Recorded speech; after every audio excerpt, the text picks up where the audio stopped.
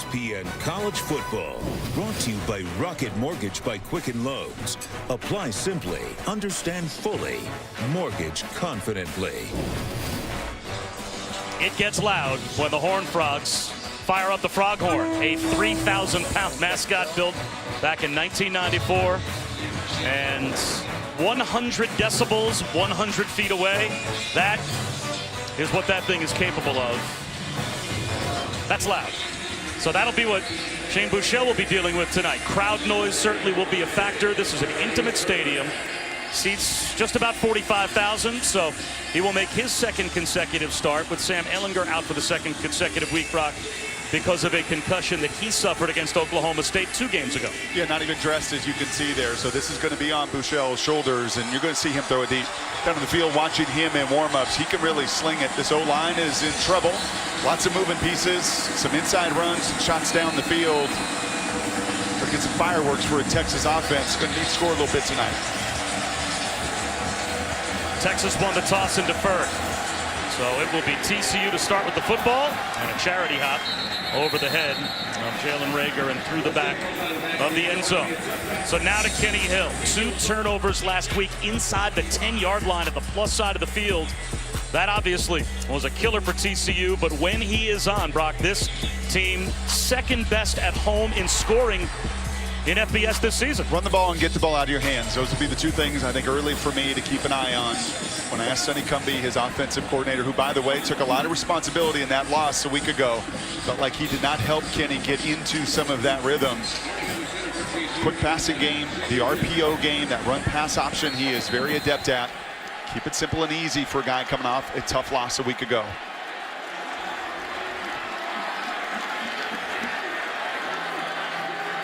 Little swing pass to start.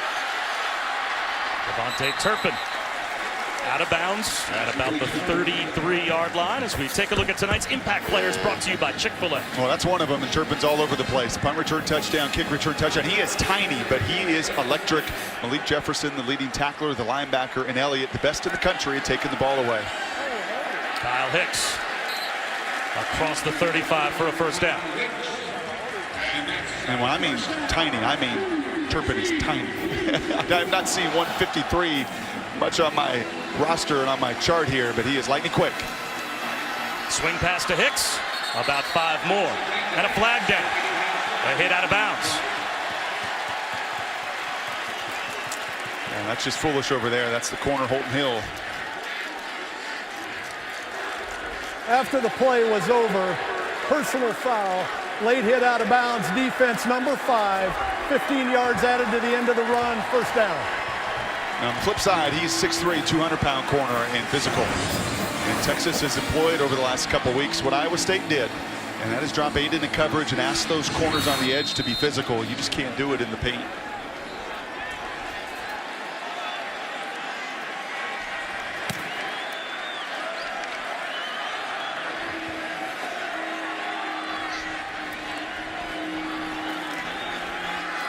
Up the seam, incomplete, intended for John Diar's. Holton Hill was there in coverage. How much tempo will we see from TCU? How much do they vary it? How hard is it to adjust if you're Texas defensively? Well, I think that is the key right there. I think you're going to vary it. You know, this is a group with Gary Patterson that loves to play defense, and they play it at a very high level. And you don't burden them too much, but it's all about his rhythm and tempo. That is the biggest key to just how fast they will play tonight. Second and 10.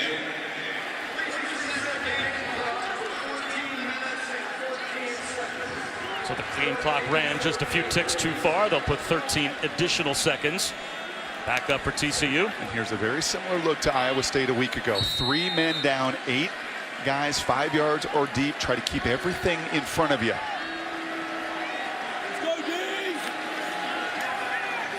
Right into the heart of that Longhorn defense goes Kyle Hicks. Not much. No gain. And you saw late there, Nashawn Hughes, the linebacker, he snuck up on the line of scrimmage. We see another penalty flag down.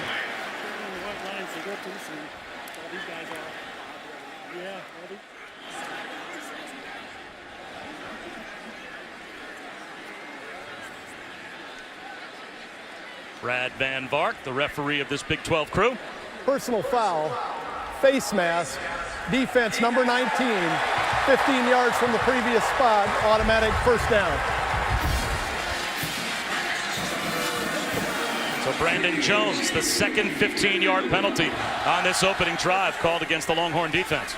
Yeah, and 2 out of the secondary, and that one was Slanina, the slot receiver, coming down to block the safety, and there was no doubt about it, his hands got into the face mask.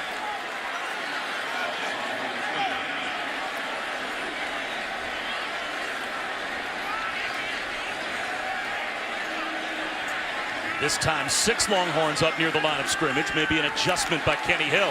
And they will rush 6. Hill under pressure. Retreats and hurls it out of bounds. Smart. You got to avoid the negative plays there and take advantage on the other side of 15-yarders. We saw it on the late hit. And here comes right at the top of the screen. You see the safety, and he's just going to grab the face mask there. Just silly.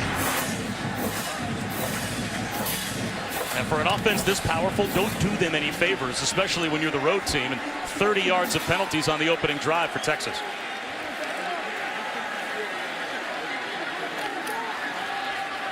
Hill on a keeper. Lowers his shoulders inside the 25-yard line for 4. Charles Amenahu made the stop, so a big 3rd down chance on this opening drive. Can Texas get a stop? This area where Texas has been so good, one of the top 10 teams in the country on 3rd down. They mix coverages, they mix fronts. They try to make life difficult on a quarterback, as does TCU defensively on the other side. And conversely, TCU is the only program in America in the top 10 offensively and defensively on 3rd down. So they have been terrific on both sides of the ball on these money downs. 4-man rush on the slant. Slanina's brought down a 1.5 yards shy. It'll be 4th down just outside the 20-yard line.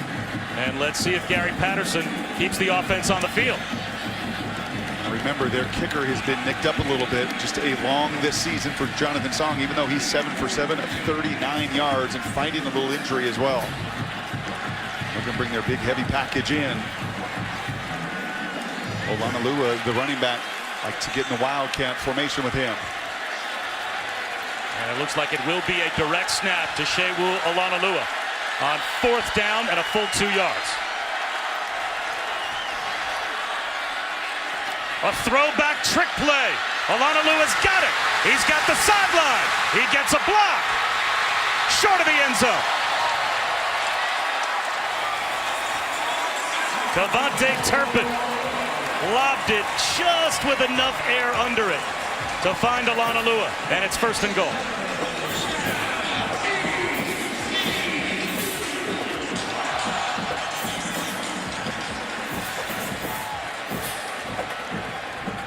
Impact player doing it in a variety of ways. No surprise. He's thrown one this year. Run one, caught one. Punt, kickoff, return, touchdown. That was a huge play. That was a play of inches right there. Texas nearly off the field on 4th down. Kyle Hicks leaps. He's in for the touchdown.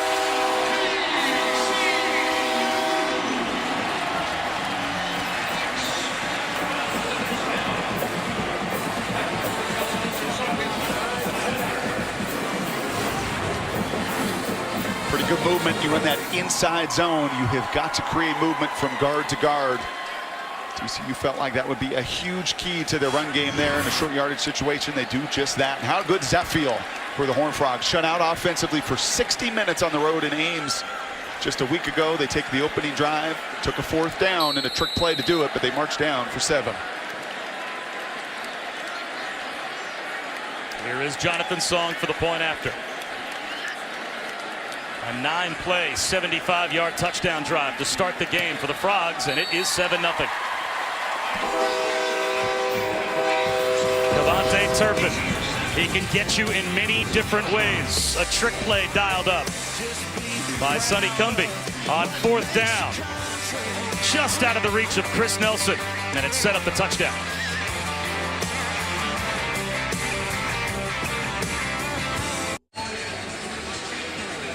Welcome back. Now a look at this historic rivalry matchup brought to you by Wendy's. And it is a matchup all the way back to its beginnings that was dominated by Texas, but not of late.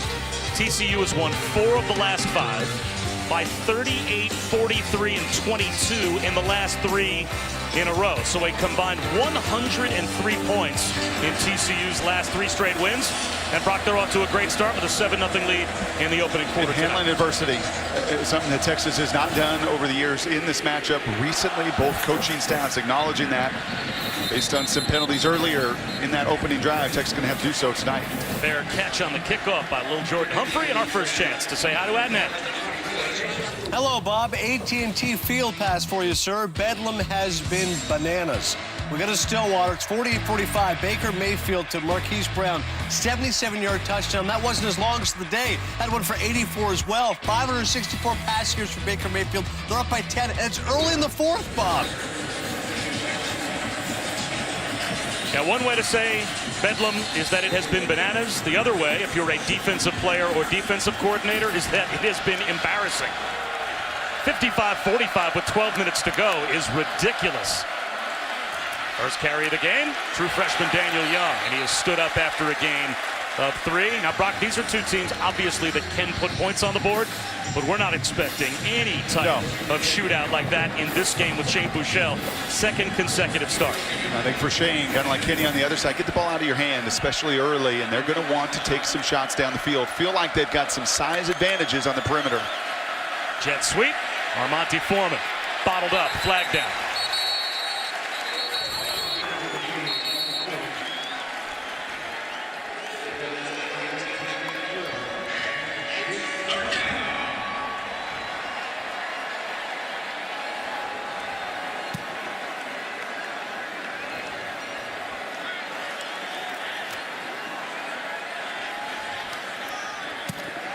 It's a penalty against the Horns.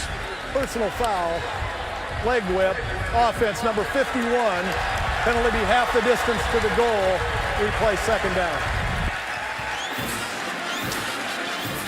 These aren't the cheap variety. All right, this is a shot out of bounds. You get the face mask, and here you're going to see Cooney, the offensive center.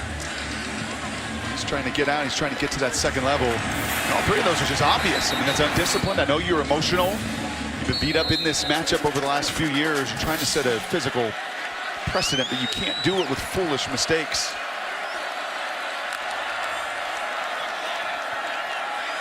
Dodging a tackler in the backfield. Nice job of at least finding his way back to the line of scrimmage for Daniel Young. Ross Blacklock missed a tackle in the backfield. Ty Summers came up and was able to finish off Daniel Young. Penalties have been a problem for Tom Herman's team, and they are a big problem so far. On the first 2 possessions of the game, they've already committed 3 personal fouls. 3rd down and 20.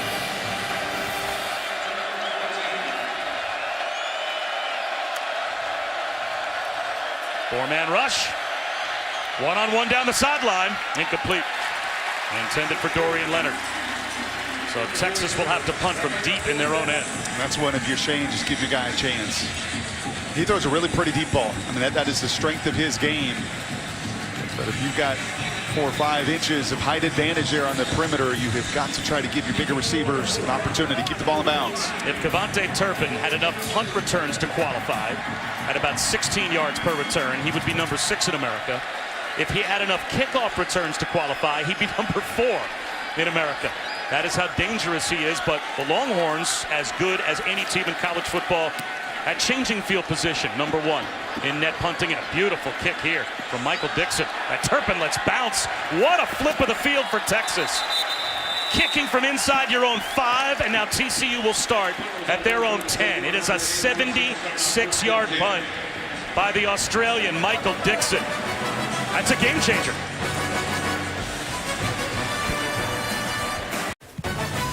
ESPN College Football is presented by Hampton by Hilton. Book a room today and follow your team all the way. And in part by BMW. We only make one thing, the ultimate driving machine. When you unfurl a 90-foot wide banner at some point inside the stadium during a game, it takes some prep work. And the Fear the Frog banner debuted during TCU's inaugural Big 12 football season back in 2012. They have to do that fold-up job in the basketball arena to get it set. And at some point, we'll see that unfurled later on. It's the long field now for TCU as Brock. That was about as significant a change of field position as you'll ever see. And it speaks to a little bit of the breeze and wind you've got. It's whipping around a little bit. Wind aided, but you'll take 76 and flip the field anytime. Kenny Hill with the give, and Crab crawling out to the 15-yard line with a gain of 5 is Kyle Hicks. That 76-yard punt, the 5th longest in the history of Texas football.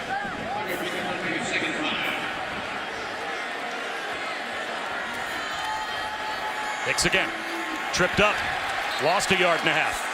It'll be 3rd down and a long 6. Chris Nelson with a tackle for loss. That's a nice play. I mean, those D linemen, the 3 of them in there, they love to play that 3 down front. That's yeoman's work. You're taking on a double team. Puna 4 next to him, the nose tackle. That was all Chris Nelson, beating a double team, doing so with leverage.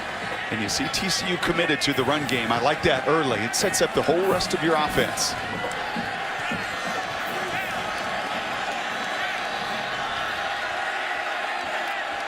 Alua empties the backfield on 3rd and 6. Texas shows blitz. Here they come. Hill off his back foot, checks it down underneath. Well short of the 1st down marker is Desmond White. Good tackle by Gary Johnson. Yeah, big time. And you've seen now 2 3rd down stops. And TCU went for it on 4th down with the trick play, but you see why they're good on 3rd down. They mix it up, and they've got tremendous team speed. They play awfully hard on that down and distance. And what a big stand for the Texas defense to make a 76-yard punt stand up. Yep.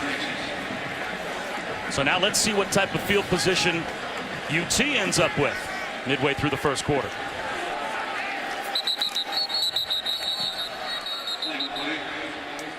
This is going to be early on TCU.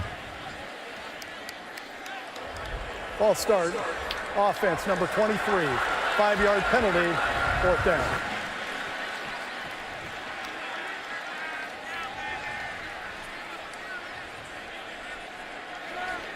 It's a joy to sit with, isn't he? Well, his football mind and the way the wheels are always turning. They're like yours. Something jumped they're out like yours. They're a little NFL mind. I didn't speak much in the production meeting because I didn't want to obviously show too much of that knowledge. Hemphill maps, fair catch at his own 40-yard line. Great field position for Texas.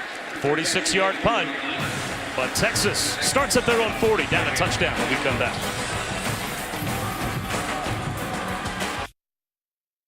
ESPN College Football is presented by Hampton by Hilton.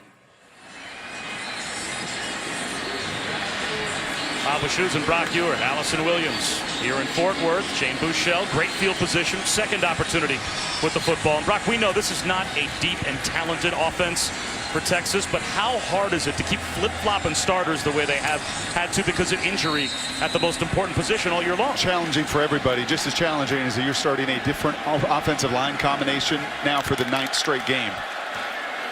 Daniel Young up the middle for a yard. Buechele began the season as the starter, lost to Maryland. He got banged up, hurt his shoulder. Then Sam Ehlinger came on for the next 2 games. Buechele returned for the Iowa State game, but ankle injury, 3 games for Ehlinger. He gets a concussion. Now back to Buechele for 2 starts. And I would think that preparation difficulty each week with a different starter, that can't be easy.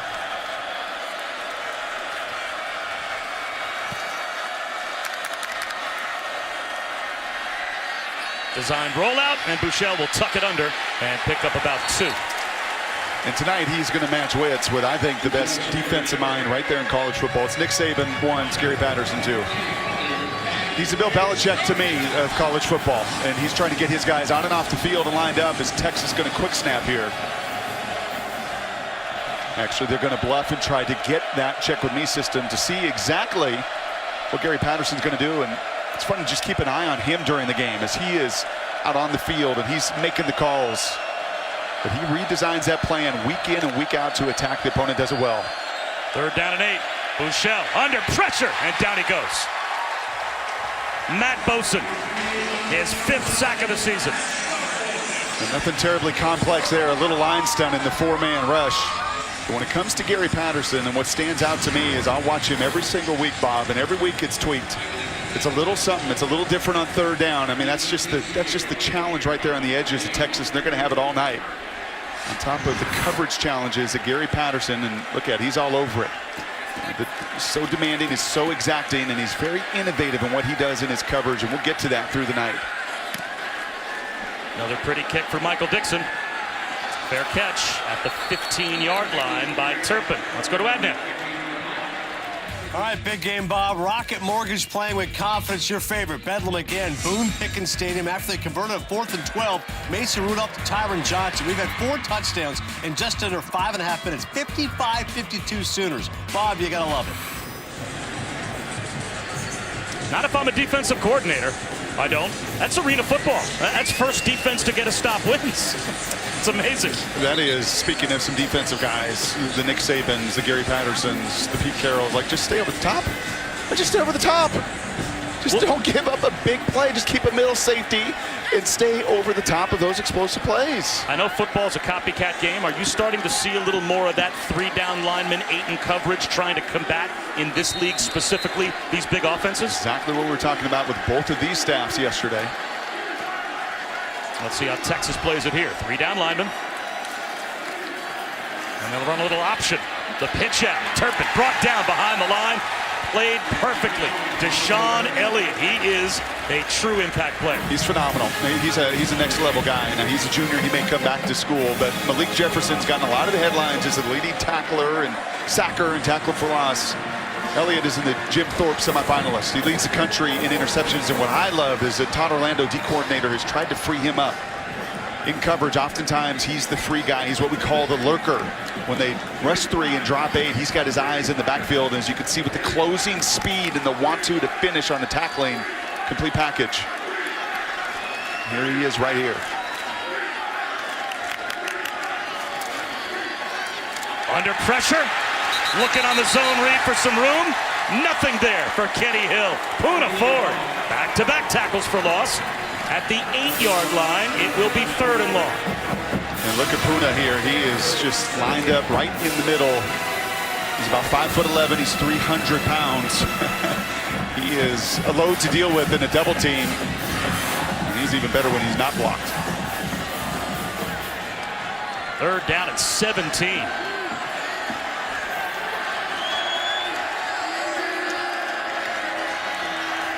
Only a 3-man rush. Hill extends the play. He's going to tuck it under and run. Can he get to the first down? Allow him to gain, and he can. And then some, all the way out to the 35. That is a backbreaker for the Texas defense. They get beat on the ground. Yeah, and I love this. And then you come right on back. You don't celebrate that at all. And we're going to run to the line, more than likely a quick zone read or quick screen.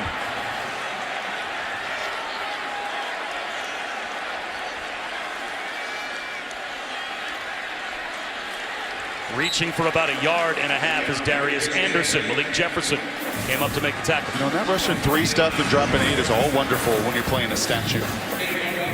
Excellent job here in that run game between the tackles. That's textbook there. That's filling it. That's Malik Jefferson. That's the 1-2 punch of Elliott and Jefferson. But that's all great when you drop 8.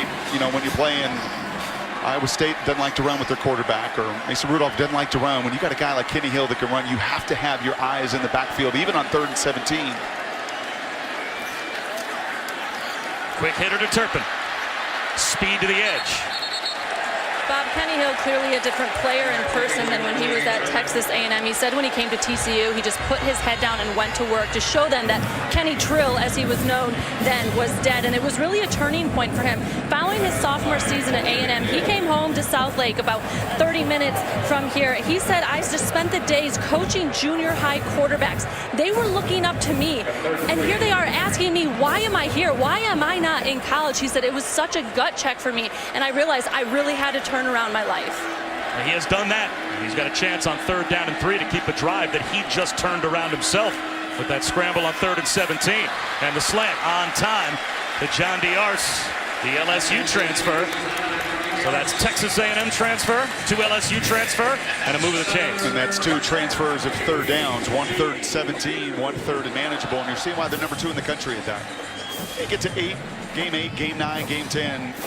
You are who your numbers say you are, kind of like in baseball, right?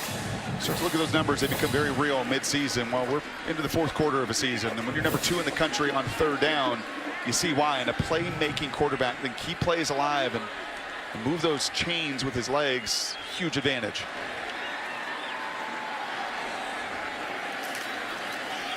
Up the middle, Anderson bouncing off tacklers, spinning close to another first down. He's got 9. And if you were Texas, here it comes, man. Here comes that mentality. Here comes some of that great. You think you're off the field. You think 3rd and 17. We stopped them again, back-to-back stops. Instead, they make the play, and they're pushing it down the field. Texas not even set defensively as Desmond White makes the catch. 6 different Horned Frogs have already caught a pass here in the first quarter.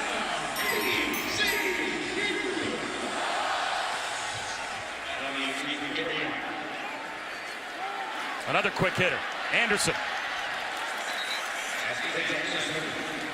A gain of 3.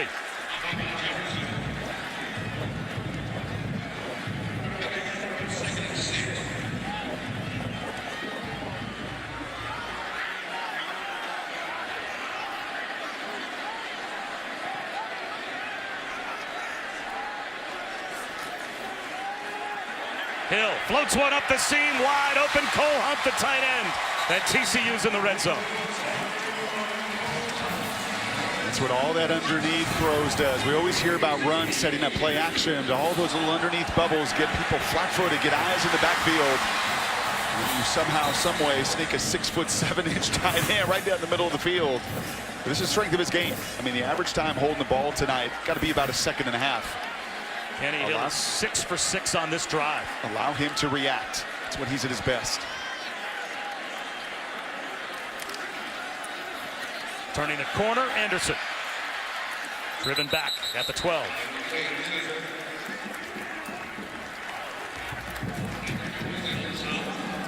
A lot of guys touch the leather here, don't they? More than anybody in college football. 20 different receivers this year, or players, running backs, tight ends, wide receivers have caught a pass. 11 different Horned Frogs with a touchdown. Both those stats lead America. That is remarkable. It keeps everybody active and alive. Well, last week TCU lost that game in the red zone. 2 turnovers inside the 10-yard line. Turpin inside the 5, looking for the pylon. He's out of bounds. Just inside the 3-yard line, 1st and goal for the Horned Frogs. That ball is out of his hand in a hurry, isn't it? I know his dad was a pitcher, a Cy Young runner-up, Ken Hill. Second baseman, shortstop, gets it out of his hand in a hurry, does Kenny. Hicks to the 1.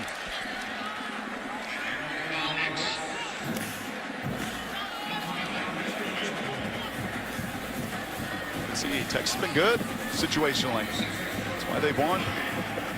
Hasn't been on the offensive side of the ball. It's been situationally, defensively on 3rd down in the red zone. Creating some takeaways. Been different for Todd Orlando. Awfully hard when an offense can convert on you and move those chains and play with the tempo that the Horned Frogs are tonight.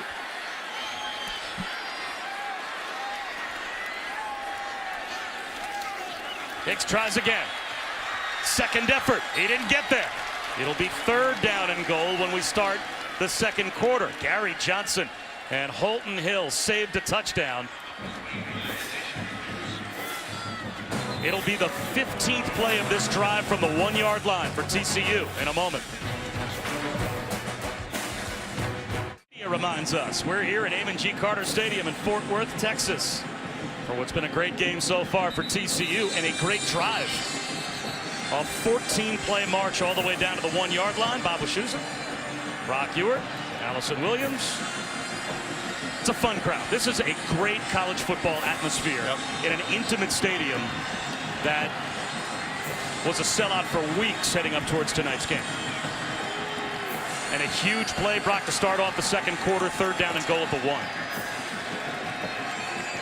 Give Kenny Hill some options.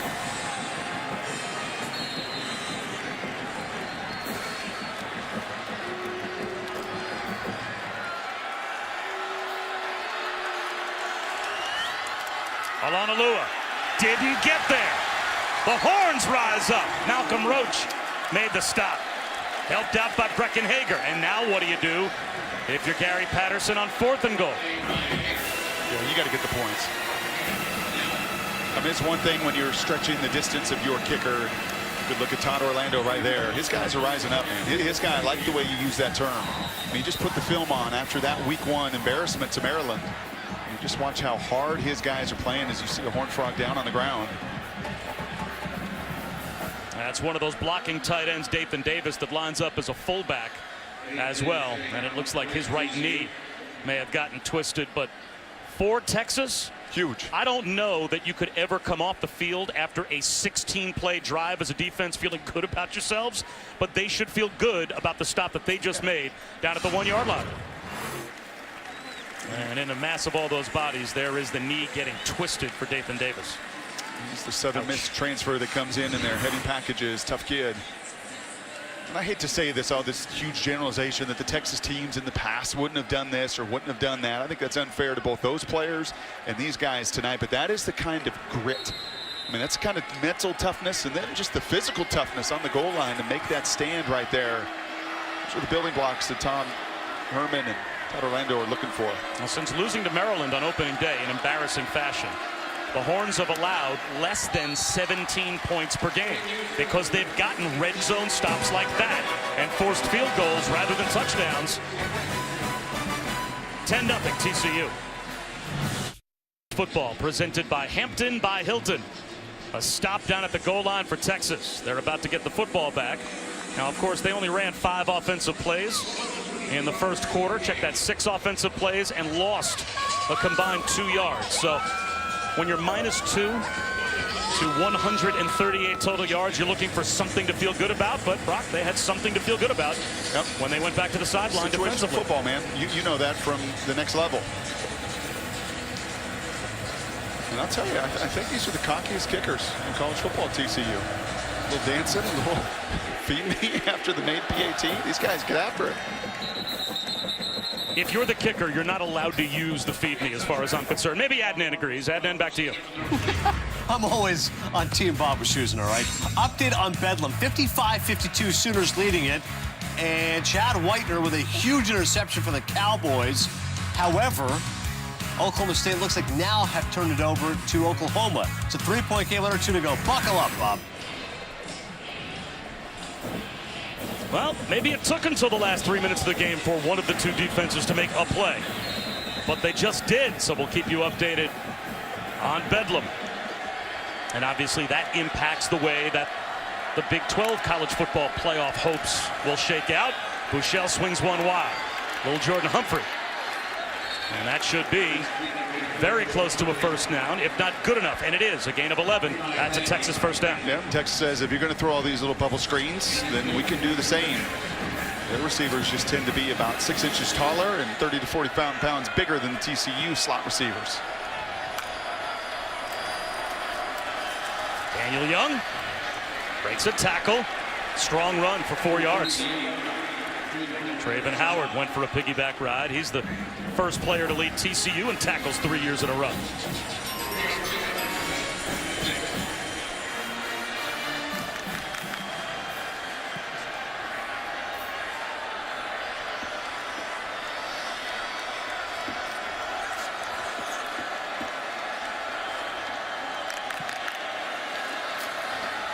Jump cut left for Young.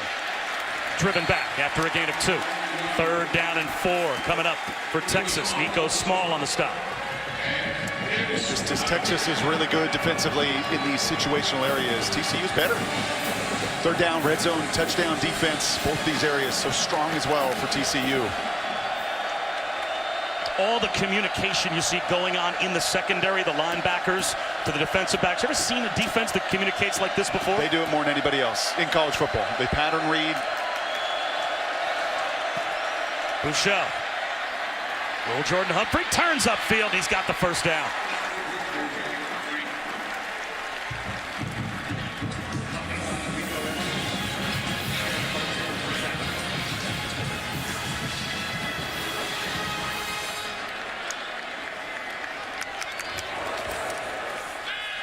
Wide receiver hitch to John Burt. 5 more. Guys, Traven Howard, one of those linebackers, constantly communicating. So much going on with this defense. I asked him about learning it. He said, I just tell the young guys when you come in, look, it's going to be hard. There's more keys. There's so much more attention to detail. You just have to treat it like it's another class. Commit to studying the playbook because you're going to have a different test every week. About 3 yards shy of the first down on the run for Daniel Young. A lot of defenses, most defenses in college football just say, you know what, we're going to do what we do. And we line up, and I don't really care what the opponent does. It's not Gary Patterson's brand of ball. He is going to get his guys week to week to adjust, as I said earlier, to jump routes. And look at the conversation here. Linebackers, safeties, to corners. Everybody's communicating based on fronts, based on tendencies and formations of that offense. 4-man rush. Buechele into the hands and out of the hands of Humphrey. Bothered by Traven Howard. And now a 4th down decision for Tom Herman. 4th and 3 at the plus 42. And it looks like he may leave his offense on the field. And this may be a hard count. This may be any number of options. Gary Anderson, I just love to watch him. Just love to watch him on the field, how interactive he is. He's constantly, like those linebackers and safeties, communicating. Will Texas snap the ball? Gary Patterson all over it, all game long. Play clock at 5. Still looking over to the sideline is Buechele. Play clock down to 1. Tom Herman has to call a timeout. And he runs down the sideline to do just that.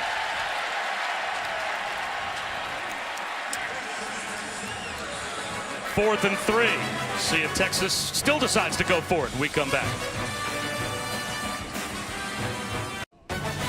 ESPN College Football, brought to you by the Eco Power Plus blower. Ego, power beyond belief. And AT&T.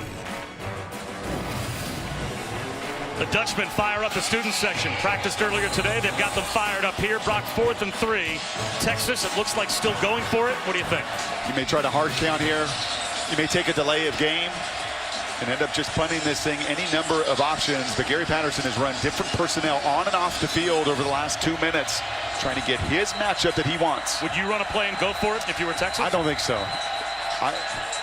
10-0, my defense has rose up on a couple different occasions. I think I play the field position game. Well, Texas will snap it, and they will go for it. Buechele swing pass, and it's bobbled and caught. Executed perfectly to Chris Warren.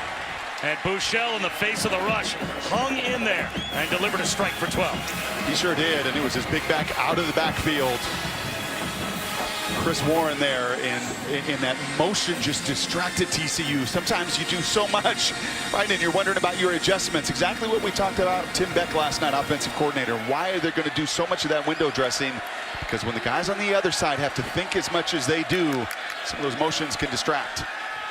Buechele well protected, looking downfield, checks it down instead. Stepping on the sideline, though, was Humphrey. And that'll be an incomplete pass. He was out of bounds. So again, just watch some of the eyes and the interaction here with this motion. The motion had come across, and you're going to see them come across, and you can see the middle linebacker here, right? He just freezes with this motion, and that's either middle linebacker or safety that have to take the big back out of the backfield. And they had actually substituted Evans into the game for the linebacker Summers. Gary Patterson thought that they would go to the running back, but a misfire there between linebacker or safety in coverage moves the chains on 4th down. Tipped ball, incomplete, intended for Colin Johnson, broken up by Nick Orr.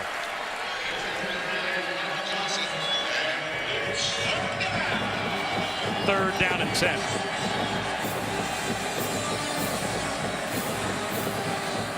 Could it be 4-down territory again for Texas, depending on what happens with this play? That's right.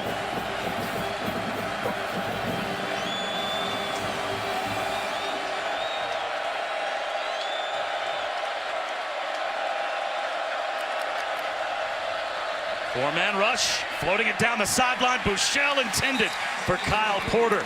He lays out but can't make the catch. So from here, you're looking at about a 47-yard field goal for Josh Rowland, and that will be what Texas will opt for. So you can see some of the matchup there, the gamesmanship on both sides. Tom Herman's a really good coordinator, head coach, as is Tim Beck, the guy that calls his plays. And they're trying to get their running backs on these linebackers. One on 4th down, had a shot there on 3rd. Junior made a season long of 49 at Iowa State, but as you can see, that's his only make from 40 plus.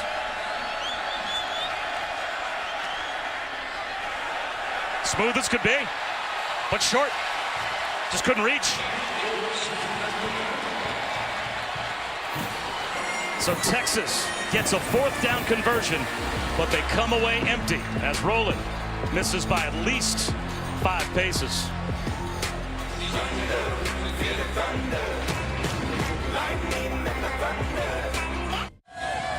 Taco Bell is a proud partner of the College Football Playoff. Be on the lookout for Taco Bell student sections of passionate fans like these at games all season long.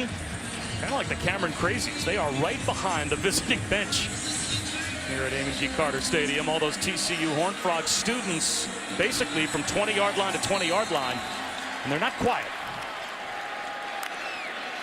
Empty backfield for Kenny Hill after the missed field goal. 3-man rush. Pocket starts to collapse, but he dances out of trouble and takes off, easily picking up a 1st down. And this is just where he is so dangerous. If you're going to play that alignment defensively, and Todd Orlando knew it. He said to us, yeah, we played really good defense the last few weeks, but we have not had to face a quarterback that can create like Kenny Hill can.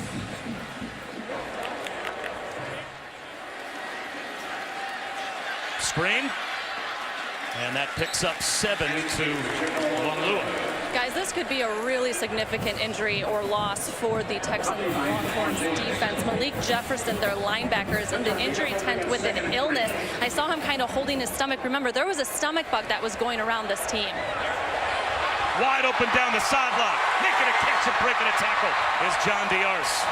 So without their leader in the middle, Malik Jefferson, the Texas defense not answering the bell after the missed field goal, and right back in the red zone is TCU. And right back to the line of scrimmage they come after those explosive plays, faking that bubble screen and got the eyes of Holton Hill, the corner there, who bit. Inside the 15-yard line is Ty Slanina.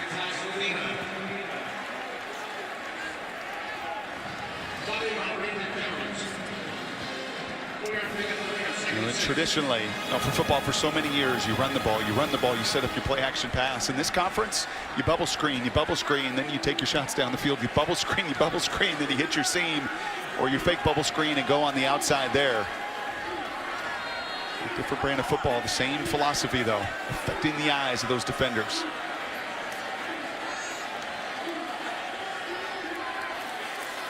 Back to Kyle Hicks. He's got a lane. To the 5, to the pylon. Touchdown. TCU. A point after away from a 3-score lead.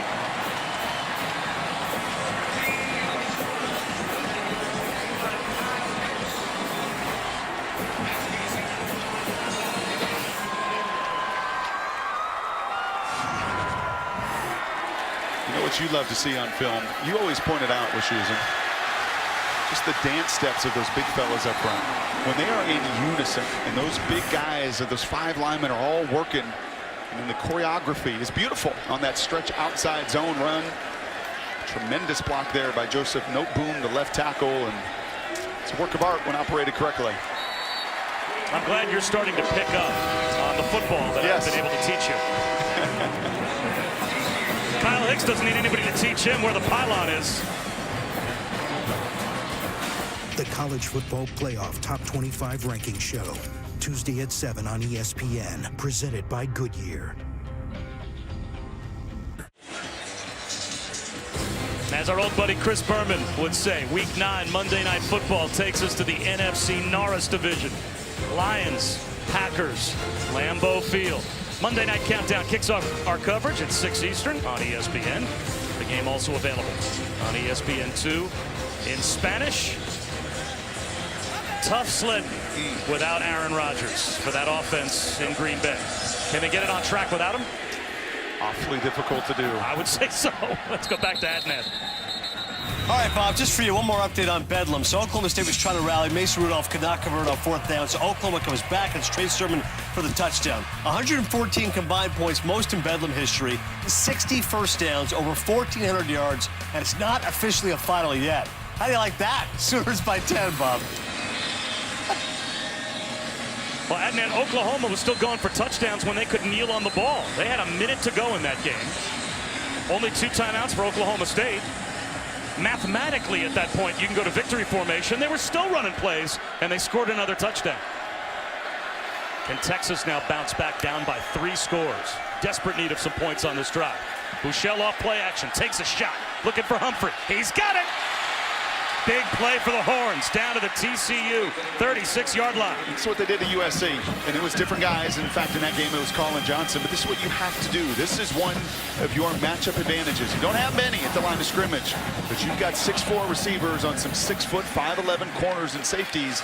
You've got to put the ball up in the air and allow them to go make a difference for you. Screen, and Pill Maps with a flag down. Is brought down. Have to check the marker.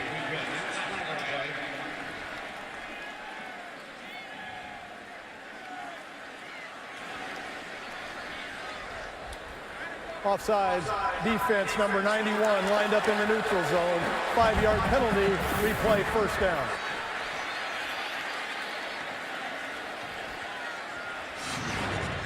Just going to see it right here. And once again, more motion and all of that, but you just can't line up. And helmet into that neutral zone. That linesman looking right down the line of scrimmage. Again, play action for Buechele. Again, he's taking a shot. End zone. Jump ball. It looks like it's hauled in. Colin Johnson. 50-50 ball. And Johnson wins it. That's a Texas touchdown.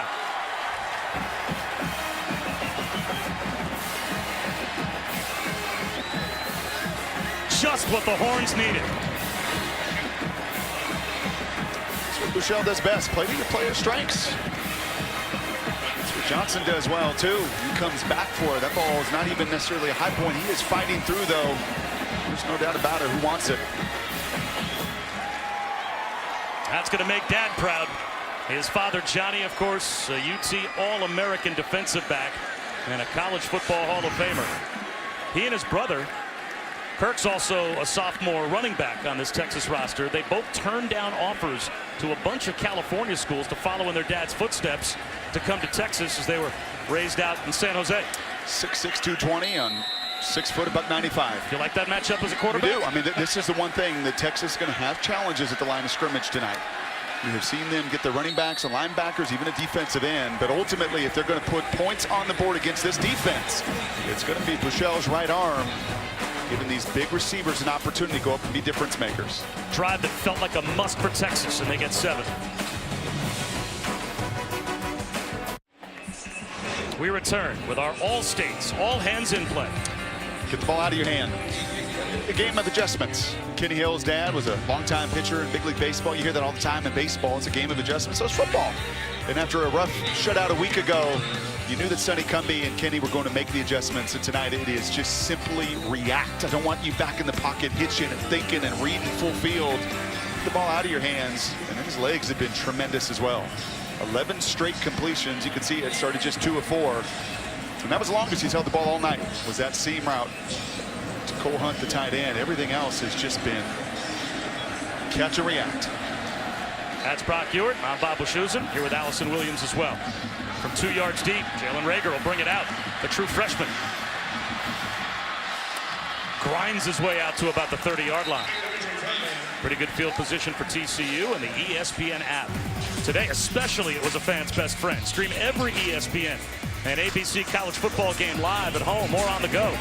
You'll get access to scores, news, and highlights all season long. Download the ESPN app. Start streaming now. We had Brian Griese and Steve Levy calling that incredible Iowa drubbing of Ohio State on here in the booth. But I had the phone down here with Justin Blackledge with that almost comeback by NC State against Clemson. So TCU, do they now control their own destiny in your mind with the mayhem we've already seen today with a couple of top 10 Big Ten teams going down? Yeah, and Oklahoma next week. Yeah, it's about what you do, because you know in this month of November, teams are going to fall, just as we saw 3 in the top 10 today. Kenny Hill looking for 12 straight completions, unless he tucks it under and runs. He will, and this time he's bottled up by that UT defense, a gain of 4. Adnan? Well, Bob, excellent use of drubbing there and describe what happened at Ohio State. Maybe a closer game with LSU, Alabama. 6 runs, 3 completions, and it finishes with Jalen Hurts to Irv Smith Jr. Bama's up 7-0 in this big rivalry midway through the first. Bob? Oh, and how bad does that one get tonight for LSU? Can they hang in there? Do they have any hope of hanging in with Alabama? Better score. That is tough sledding. Backwards pass. Little stutter step for Darius Anderson. Pretty good move in the open field as Malik Jefferson able to get himself back on the field. Was there to help track him down. Big third down coming here. And they have to have him. I mean, he's a difference maker. In fact, on that touchdown run, we saw on the sidelines Elliott yelling at some of the younger players, the other linebackers, Gary Johnson, the JUCO transfer, Anthony Wheeler, the other middle linebacker. Both those guys cannot react and run the way that Jefferson can. Third down and a long one, closer to 2.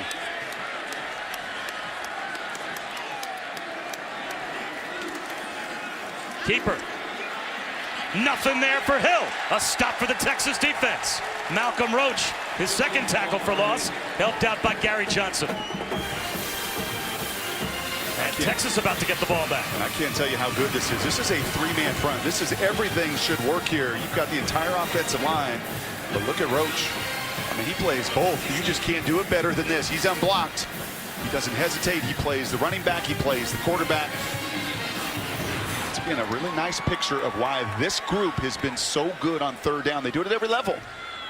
The guys that can cover one-on-one, linebackers that can run, and D linemen there, like you just saw, take away the option there for the quarterback. Nunez with a nice punt. Hemphill maps from his 12. Nowhere to go. Talk about the camera club. 6 Horned Frogs all over Reggie Hemphill maps in coverage after a 52-yard punt. Only a 4-yard return. And Texas, they struggled in the first quarter. A completely different story so far in the second quarter. Yeah, minus 2 yards in the first 15 minutes. A nice fourth down. Thought a pretty gutsy call from Tom Herman. He knows what he has, doesn't have on this team. Cross midfield, was aggressive. They just missed the field goal, and then they took 2 shots.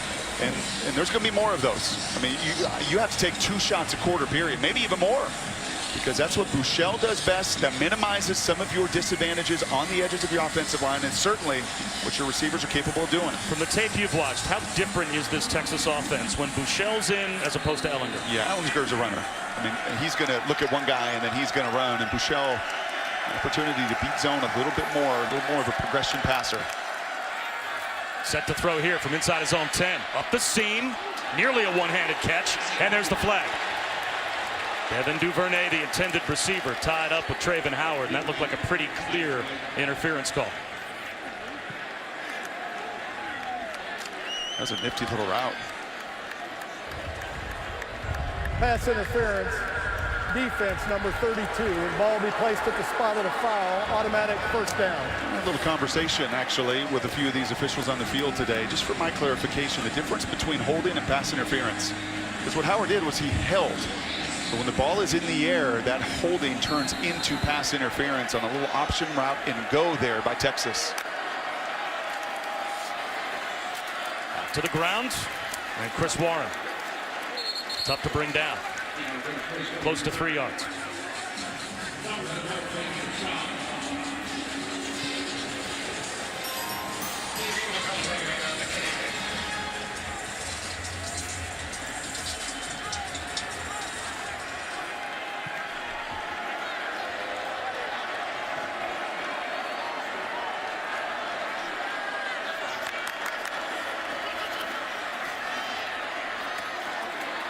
Out to the edge, and Hill maps about 2 yards shy of the first down.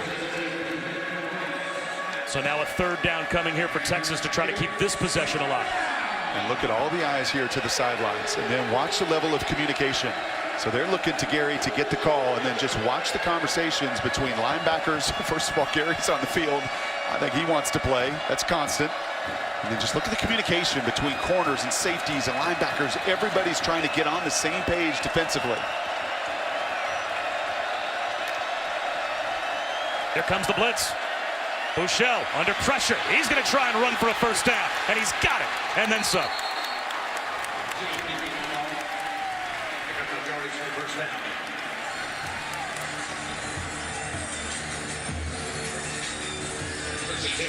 Tom Herman was pretty proud of the fact that the third fastest Longhorn a week ago on the field was Buechele. And I said to you earlier, Ellinger's obviously the runner, but don't sleep on what Shane is able to do with his legs. Hit nearly 20 miles an hour a week ago on his touchdown run against Iowa State. Play action fake once again. Under pressure, spins out of trouble. Nice throw by Shane Buechele. Daniel Young pivots and has a gain of 6. Playing some confidence, isn't he? It's amazing what a shot down the field or two can do. When you put the ball up and your buddies make plays for you, it just infuses you with a level of confidence and playmaking. And when you're watching the other guy on the other side convert third downs with his athleticism, and Shane's got enough too. On the keeper, there goes Buechele. Inside the 40 to the TCU 37. Finally tracked down by Traven Howard, but not before he picked up 18 yards. Texas, like most of these programs, tracks the speed, the acceleration on the field. 21 miles an hour was the fastest Longhorn a week ago, but as I said, 19.5 for Buechele on his touchdown run, and twice you've seen that speed. Pass protection is there again, allowing him to take a shot. Almost intercepted. Anthony Tejada in perfect position against Devin Duvernay, and it looked like Buechele decided he was going to throw that ball no matter what. Yeah, that's a risk you don't necessarily need to take right there. I think that's also a couple scrambles on gassed, and sometimes when you're gassed, it affects your judgment too. Yeah, that was plenty of soft coverage from Tejada. Receiver turned DB to stop the interception. Screen instead, little Jordan Humphrey dodging tacklers to the 35-yard line for a gain of 3. His brother wanted to name him Michael after Michael Jordan. His mom said no. The compromise, how about Lil Jordan? And that's his name, Lil Jordan. 3rd down and 7. 4-man rush. Buechele over the middle. Now what do you do?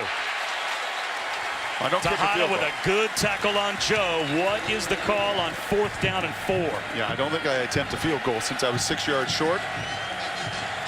And I think I put pressure once again immediately on that defense here. They're not wasting any time. Buechele, it's not there. Broken play. Down he goes.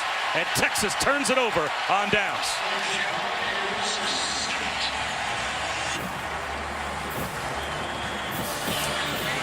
And sometimes you can be too fast and actually hurt yourself. I said they're going to put pressure on the defense, but look at this. There's nobody. I mean, Buechele's faking it. He's looking for somebody here, and more than likely, well, Jordan to come out on the route, and they just all run block. They think this could be a run pass option, and he's going to throw it. And that is a lonely, empty, sinking feeling when you're a quarterback holding that ball and you've got nowhere to go. As you said, going too quickly. When all 3 guys go to run block, is that just not taking enough time to communicate? If we're going to throw that bubble screen, Right. one of the 3 of you has to know you're the receiver. No doubt about it.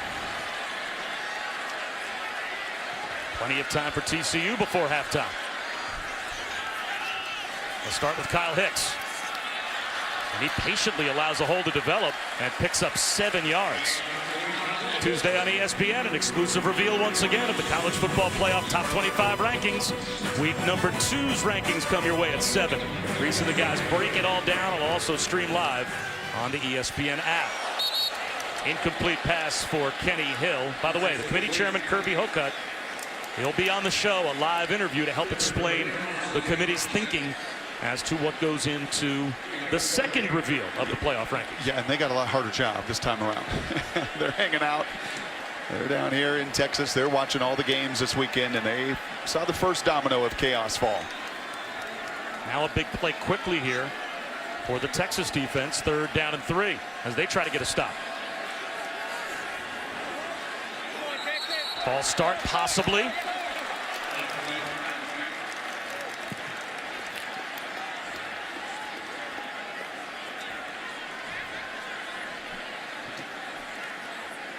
Texas defensive lineman jumped in the neutral zone, but he said he was drawn off. That's the call. Offense, number 70. 5-yard penalty, 3rd down.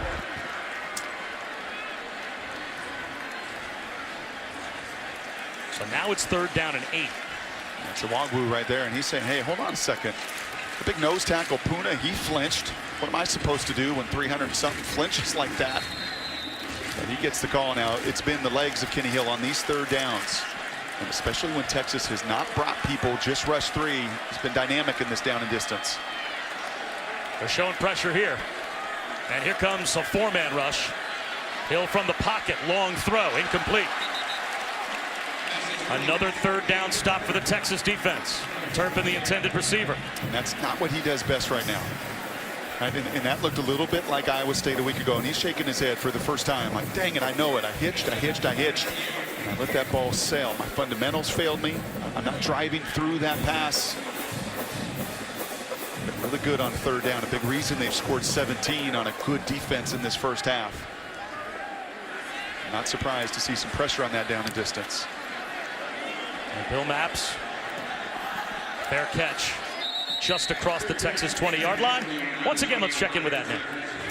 All right, Bob, thank you. Coming up in the Mercedes-Benz halftime report, Bama's first big test. They're taking LSU in Tuscaloosa. Also, Bedlam setting some crazy offensive records as Baker Mayfield had almost 600 passing yards and a couple of shockers in the Big Ten, as now the playoff picture has really changed. Jesse Palmer, Joey Galloway, and me. We'll see you at the half, Bob.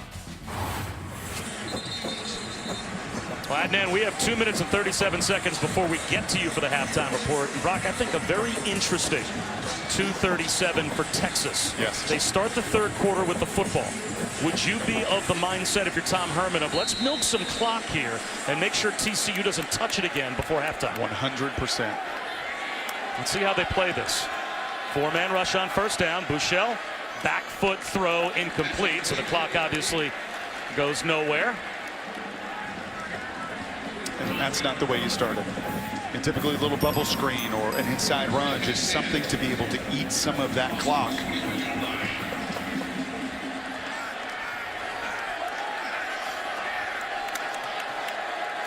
Blitz coming.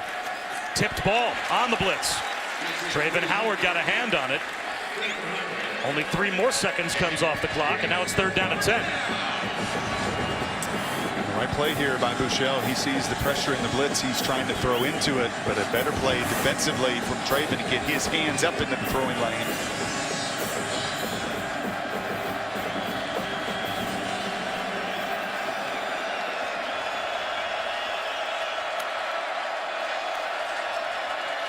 Buechele takes a shot down the sideline.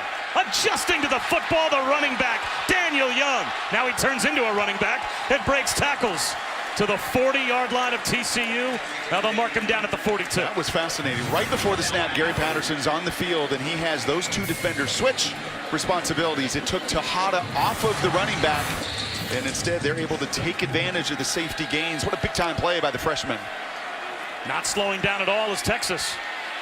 Buechele bullets one over the middle. Incomplete. See, I'm wondering if that's not a spot, if you're Texas, now that you have a runner tackled inbounds, let the clock wind down a little bit, take your time, and see maybe if you take some more time away from TCU before halftime. And a fine line for them going up against Gary in this defense. And Tom Herman said this to us last night. So there's also an opportunity where they don't get their cleats in the ground.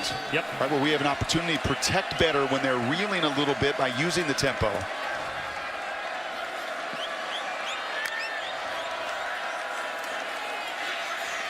Timing route is there. Colin Johnson turns around at the exact moment that the football arrives from Shane Buechele, and that's first down. What I love about that is a corner blitz, and instead of panicking at all, and you'll see sometimes receivers and even young quarterbacks panic and flinch, Buechele doesn't, drives that out route for the first down. They'll snap it with about 22 on the play clock. Incomplete. Intended for Johnson. Well, this is third time they've been in this high red zone. They missed field goal, they went forward on fourth down, and this is the third occasion they have crossed midfield. If you told Tom Herman before this game, you'd score a touchdown, and you're going to cross the 40-yard line 3 different times against TCU in the first half, he would have taken it. Buechele goes down. The pocket collapse, and Ben Bonagou. 5.5 sacks on the season now for Bonagou. You can see him looking to the sidelines. And if you're Gary Patterson, do you take a timeout here? I mean, at 3rd and 17, I think I do. Well, if Texas snaps the ball with 20 on the play clock, they're doing your work for you. Under pressure, it looks like another sack back to the 45-yard line for Banagoo. And now I would think Gary Patterson would take a timeout, but he's letting the clock wind down. Very surprising that TCU is not calling timeout here. They're doing Texas a big favor. Yeah, they don't get the ball. Remember, Texas is going to get the ball to begin the second half. And if I'm Gary with my offense and Kenny throwing it all over the yard and moving the ball yourself, a little bit of a surprise, no doubt.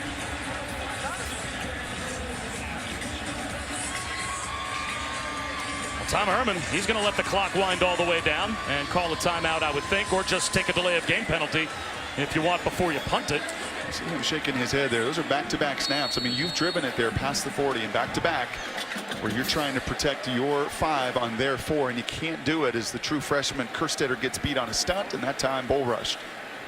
Delay of game offense, 5-yard penalty. It remains 4th down. Please reset the game clock to 32 seconds.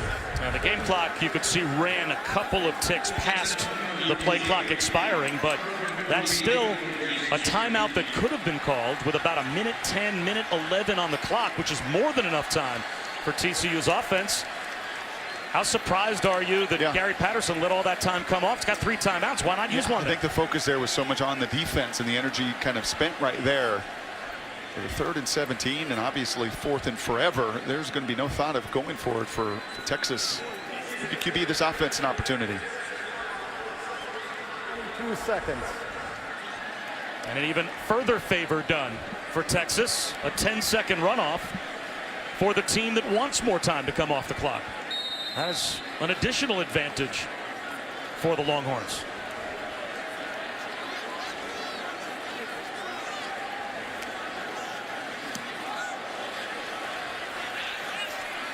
End over end kick. Knocked out of bounds inside the 1-yard line.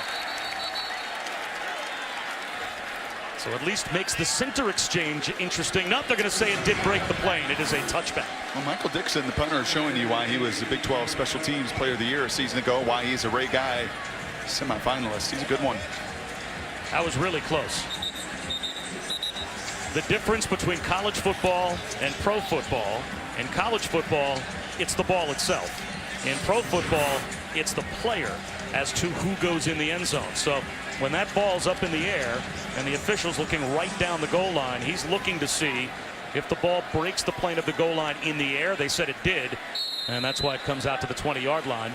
And TCU will take a knee and take us to halftime. 10-point lead for the Horned Frogs over the Horns.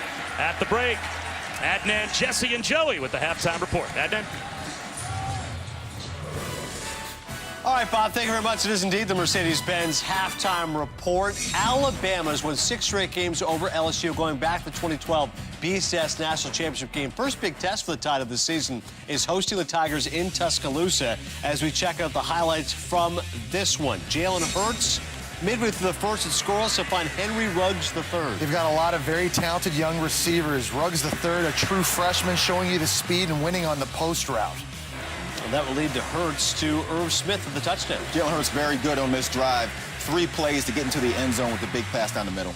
And so it's 7-0 through 1 quarter of play. So for LSU's offense yet to get going, and over on ABC, it is scoreless. First quarter is almost done. Yeah, Miami drove all the way down the field. Their first drive had a 4th down near the goal line, went for it, didn't get it. Huge stop for the Hokies on defense playing on the road. Miami 7-0. The last 2 times they started 7-0 since 2003, they got burned badly in their 8th game. So far, it's scoreless. Once again, it's on ABC. Still to come here on the Mercedes-Benz halftime report. What an incredible scene in Iowa City as the Hawkeyes just thumped the Buckeyes. You want to see just how badly that defeat was. And in East Lansing, how about the emotion for Mark D'Antoni and the Spartans? But first, a word from Jesse. Welcome back to ESPN College Football, presented by Hampton by Hilton.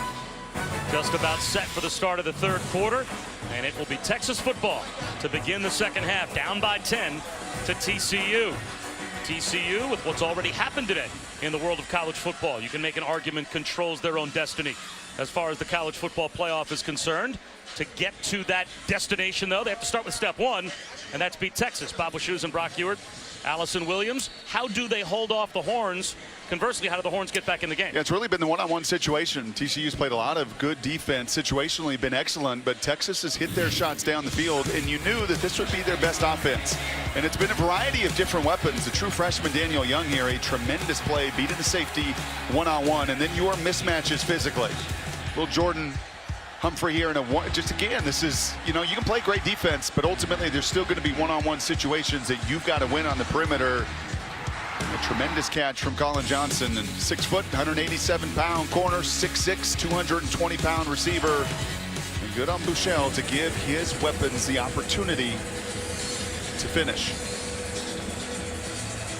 How important is this first possession of the third quarter for Texas? Well, I think just to possess the ball, you know, -2 yards in the first quarter, 187 in the second quarter. I mean, it was a tale of 2 different quarters they possessed it. I mean, at a minimum, you've got to change real estate. On the positive side, they're going to continue to swing for the fences. Let's head down to Allison. Yeah, guys, Texas felt like they got back in this game because they took some shots and hit them. And head coach Herman told me they're going to have to keep doing that here in the second half. They are struggling to run the ball, and he knows that, so they've got to hurt them through the air. The trouble is they're having trouble in protection with the struggles on that offensive line. Even though TCU is only bringing 3 and dropping 8, he said we just have to keep helping those guys out with our tight ends and our running back. Puts them in a tough spot because then you have 3 receivers against 8 in coverage, but he said, hey, that's better than getting sacks.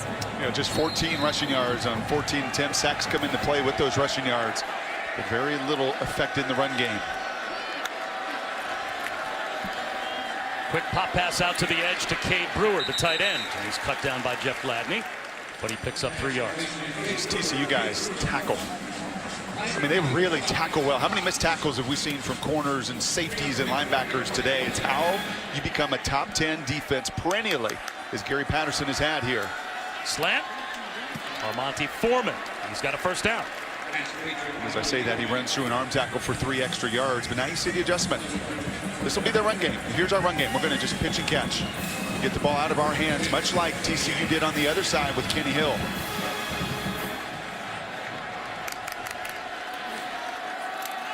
Looking for room and finding a little. Off guard left is Daniel Young. Well, over the last 3 games, TCU's defense has allowed less than a touchdown per game. 6.7 points per game. 164 yards per game. They have been the definition of a shutdown defense, but a pretty good start to the third quarter for Texas. They've got 3rd down and 1 coming after another run by Daniel Young. Yeah, those are 2 runs here where I know the conversation at halftime was with your 2 offensive guards. That is where your leadership is. That's where your experience is. And no surprise to run between the guards. None of that outside stretch stuff burdening the tackles.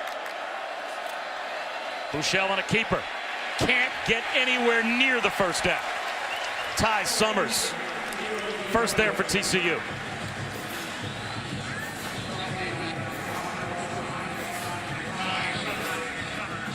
And this is just a one-on-one. We talk about him in the passing game, but how about here? And this is the true freshman, the right tackle, Carstetter. And that's just a block you've got to make. I mean, those are the situations. They stand out all the time, being very obvious in known passing situations. But that's where a true freshman is learning. And, yeah, just a little bit of... Replace your divot. Ty Summers, 2nd team All Big 12 last year. Closing in on 250 tackles in his TCU career. End over end kick from Dixon. You know what he is? He's very green in this day and age, right? We see green roofs, we see green walls, and then we see a little bit of green there in the helmet of Summers, and he doesn't mind. So now to the offense for Kenny Hill at TCU.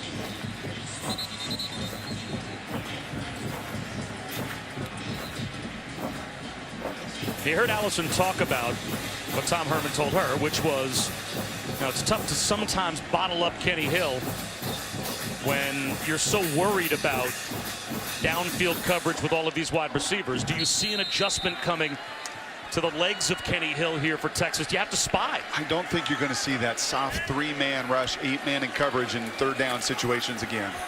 Hicks on first down moves the pile for about 5 yards. Saw that on the last 2 3rd downs of the second half. They went away from that, and they brought a little pressure, and they asked Kenny Hill to hold the ball and make some of those reads and progressions.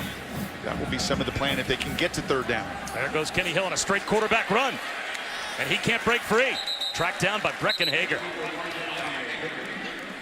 Like father, like son again. Brecken Hager, the son of Texas's all-time leading tackler. His dad, Britt, was an All-American linebacker. Not too bad when you have a 499 tackle career in college. He's carving out a role for himself in these situations here, these nickel situations, of being that edge rusher. See him right here. And again, look at Texas here. They're not lining up at the three-man front, allowing Kenny Hill to see pre-snap exactly what he wants to do. No deep safeties as well.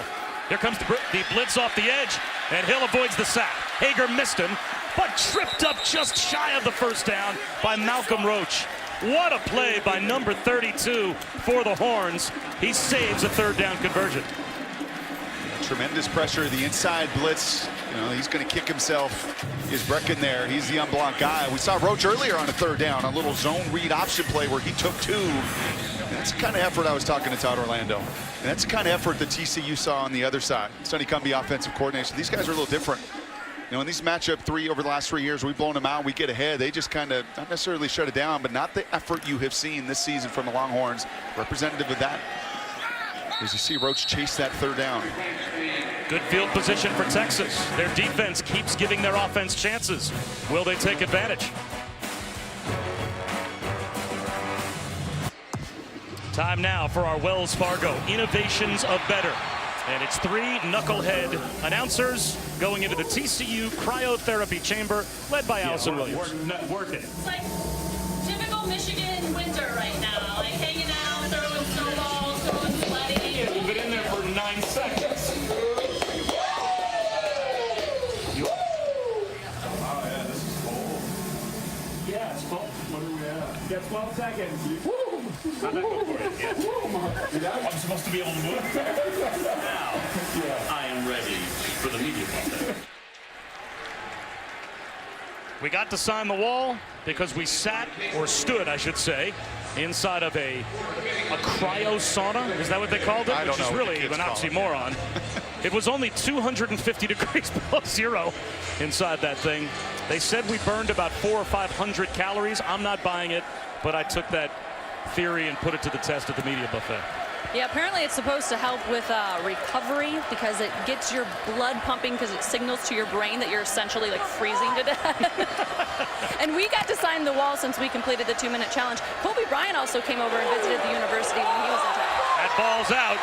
Does TCU have a fumble recovery? Incomplete pass as the players scramble for it. Signaled by an official on the far side of the field. Intended for Colin Johnson.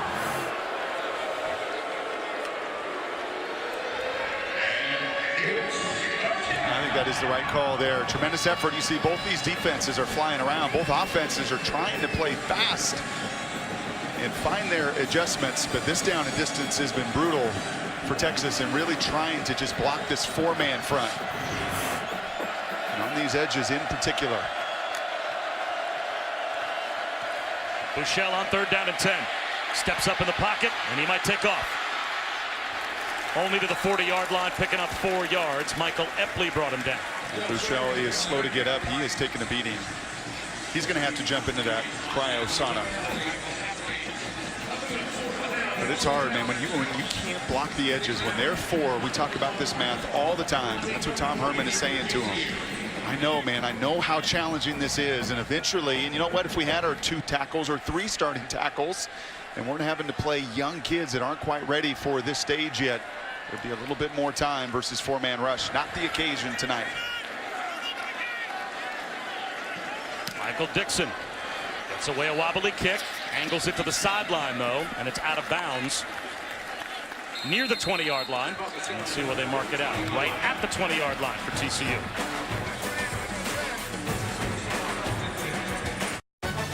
ESPN College Football, brought to you by Zales. 'Tis the season to save and sparkle more than ever. And the 2017 Lincoln MKX. There is a young Kenny Hill with his dad Ken Hill, who was the runner-up to Greg Maddux for the Cy Young back in 1994, pitching for the Montreal Expos. And Buechele, of course, his dad Steve, an 11-season third baseman primarily in the big leagues as well. And I went back and looked at that 1994 Montreal Expos team that Ken Hill was a part of. That, of course, was the team that was 70-44 when the strike happened. And there was no World Series. And that team was never reassembled. They lost Larry Walker, Marquise Grissom, Moises Alou.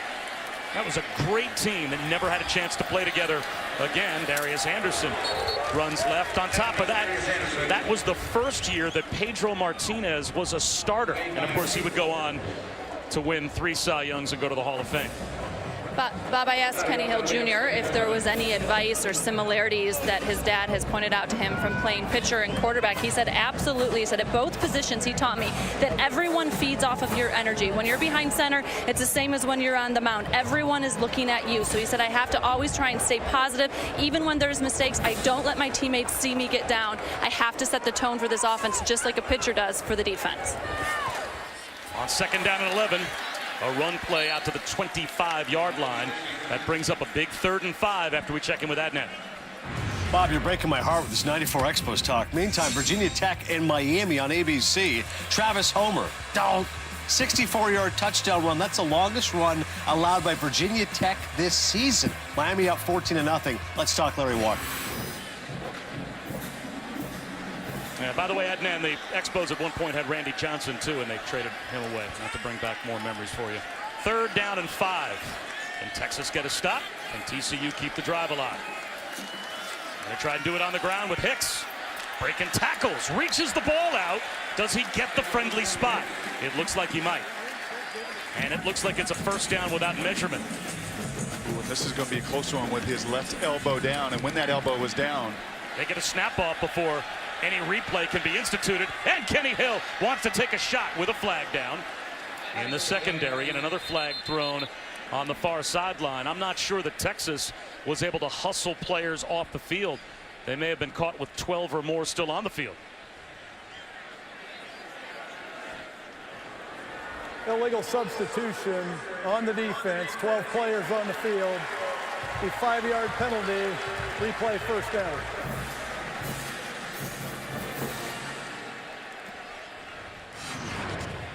start to do the math, and is why they love to do this.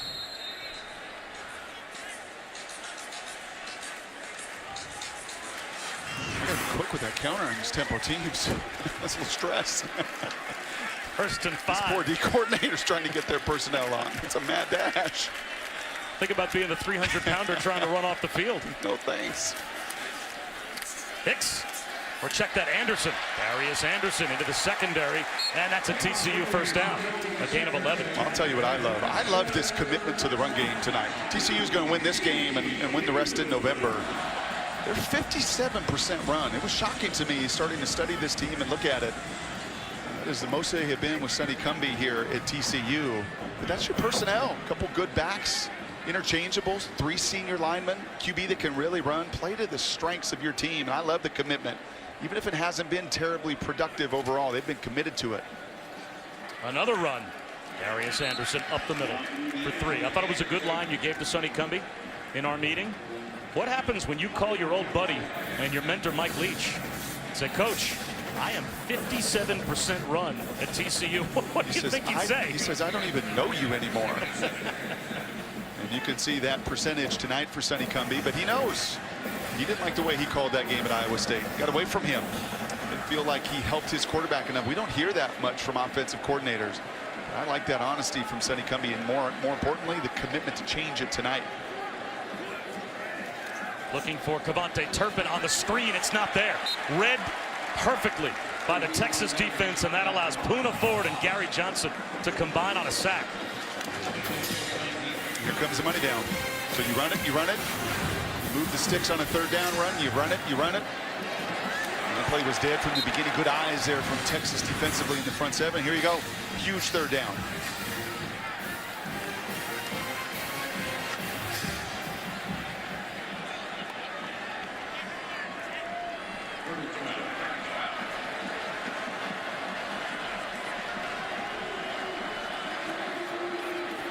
Texas rushes 4. Hill in the pocket.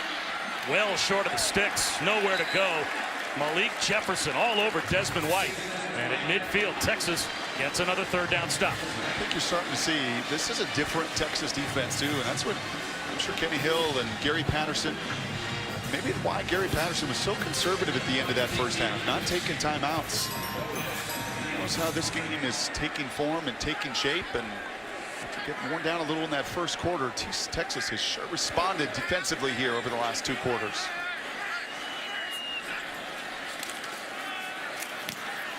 Line drive kick. It takes a bounce and is fielded on a hop. Breaking a tackle is Hemphill Maps. And he gets out to about the 18-yard line. Texas football when we come back. 6 minutes to go in the third.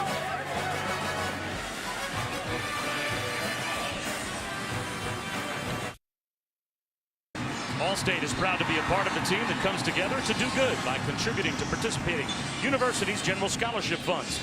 They'll donate for each field goal and extra point kicked. To date, Allstate has contributed millions in scholarship funds. Can I create a one-on-one? Can I find an opportunity to get little Jordan Humphrey or Colin Johnson, some of those weapons that we've hit in this game to this point? Can I craft a play, a scheme to get my one-on-one shots down the field? 2 deep safeties for TCU. Shane Buechele looking at pressure off the edge. They'll run the option instead. A pitch to Daniel Young with a flag down.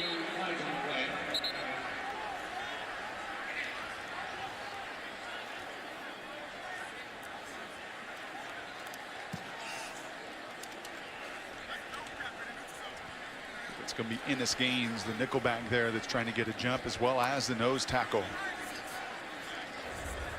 Offside, defense, number 90, 5-yard penalty, replay, first down. That's big Russ Blacklock, and that'll wipe the sweat off of Gary Patterson's head. Big nose tackle, he's trying to run that stunt. He knows that he's got to get across the face of that center to allow Ennis Gaines and the rest of that pressure to come. Early start, even more opportunity now to find a shot down the field. 1st and 5. It's almost like a free chance. Buechele under pressure to the sideline, low throw, and it's scooped up. Dorian Leonard, terrific catch. And speaking of pressure and hits, that's exactly what Shane Buechele has been under tonight, and a lot of it's just the 4-man variety and those tackles on the edge. Nicholson, the left tackle, Kerstetter, the right tackle, just young, inexperienced. 270 pounds, 6'10", 300 pounds. Play of a completed forward pass is under further review. So before Texas could snap the ball, the replay booth buzzes down, and they want to take a further look at whether or not Dorian Leonard scooped that ball up.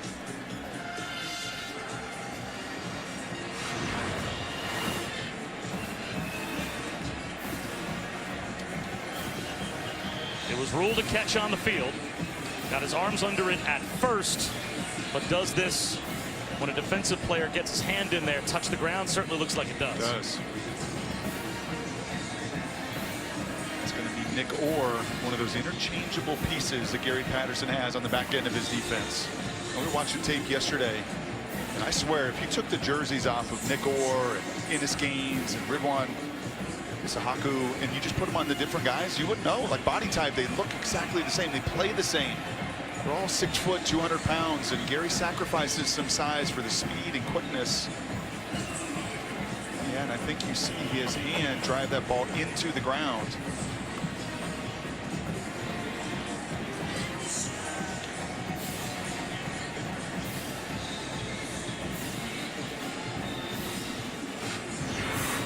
Colin does his best to get his hands also underneath it and to fight for it. Well, Dorian Leonard, you want to talk about an inspirational story? Here's a kid who moved to Longview, Texas from Louisiana with his family. They were chased from suburban New Orleans by Hurricane Katrina. They bounced from home to home at times, living in cheap motels. He almost quit football in high school because he thought he needed to work to help his mom support the family, but his mom wouldn't allow him. He said that his mom told him, no way, you are sticking with football, you are sticking with school. And number 8 in the middle of that huddle is at Texas because his mom said, I am going to work as many jobs as necessary and do whatever it's going to take to make sure that you are sticking with what's important at this point in your life.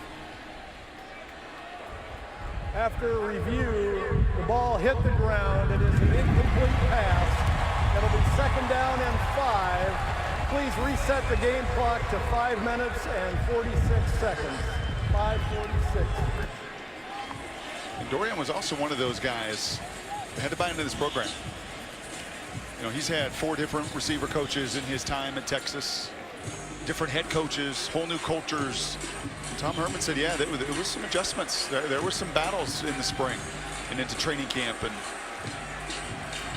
so to find a way to fight to get on that field as you see Buechele off the field, more than likely a wildcat situation here for Texas.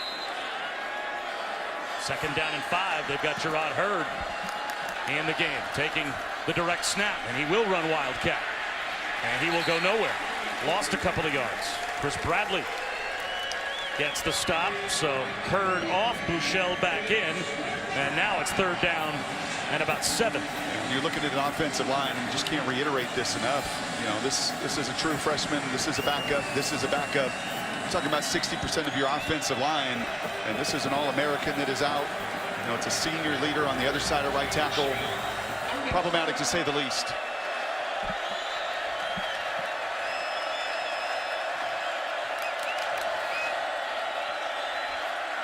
Buechele, that time good pass protection, and he completes. Devin Duvernay runs a little hook route and picks up a 1st down, a gain of 11. Those rhythm, right? You see when he does have a pocket and opportunity to plant and throw, he can sling it. Quick screen. Dorian Leonard driven back. And a little extra. Ridwan Isaku. These guys are hard, aren't they? They're just so fast running sideline to sideline. It is hard. And you run that numbers game, you run it in the boundary. Even if you have a numbers advantage, they compensate because they run so well boundary to boundary. Here comes the blitz. Double clutch and a completion. Buechele again to Dorian Leonard. And Buechele again takes a shot to the chin. Texas again is faced with 3rd down. Oh, don't again me. I'll again you, and he's going to stand up, rise up, and keep fighting. And once again, Brock Eward is going to getting a little uppity. 3rd down and 4.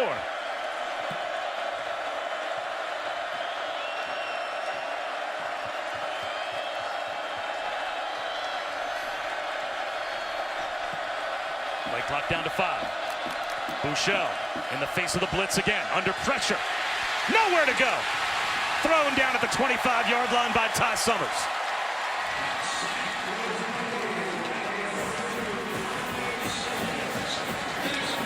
The former quarterback right there, and he's going to get a mouthful from Gary Patterson because he did something wrong. He probably didn't hit it exactly the right way. So the attention to detail stickler that Gary Patterson is says, hey, that could have been a little cleaner. And Ty says, I know the position. I was a high school quarterback. I'm one of 3 former high school quarterbacks, in fact, that start on this defense. And he gets home. How does that impact that defense, having high school quarterbacks as part of that communication process? Just understand the big picture. Wobbly punt. Returnable. Turpin with speed and a flag down.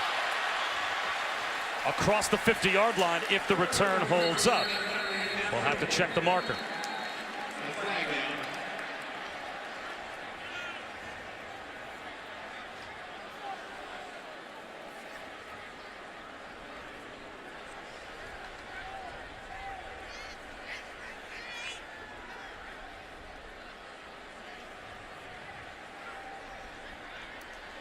You're going to see this block in the back right here. During the return, illegal block in the back, receiving team number 26, 10 yards from the spot of the foul, 1st down TCU. And that's a big one. That's about a 22-yard change in field position because of that penalty.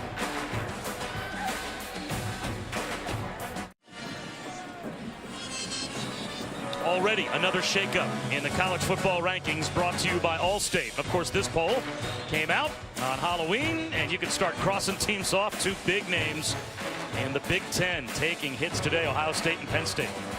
Number 11, Oklahoma State as well. And that Big Ten, I think that Big Ten, we've been in it an awful lot this season. I think they're very good. They're just cannibalizing themselves here. And both those teams, an emotional game.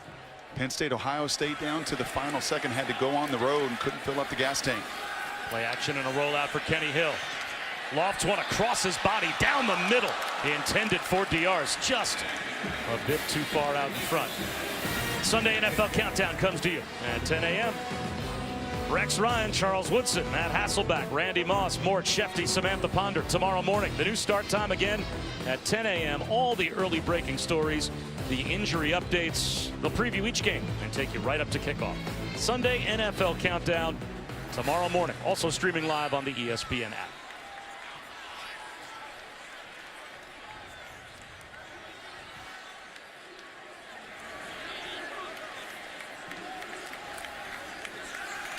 Hitch to Desmond White, and he goes nowhere and pays the price. He lost two. Antoine Davis, like a freight train. You know, I love to talk technique here in that outside arm free. No, you just take the blocker and you just throw him 3 yards backwards. And that's a backup. That's Antoine filling in for P.J. Locke. He is out with a lower leg injury. Antoine, the graduate, had to take like 18 credits this summer to even be active and on this roster. Chance to fill in, making a huge play.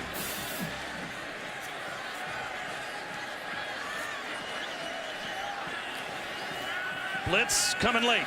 Out of the pocket goes Kenny Hill on 3rd and long. It's a foot race to the edge.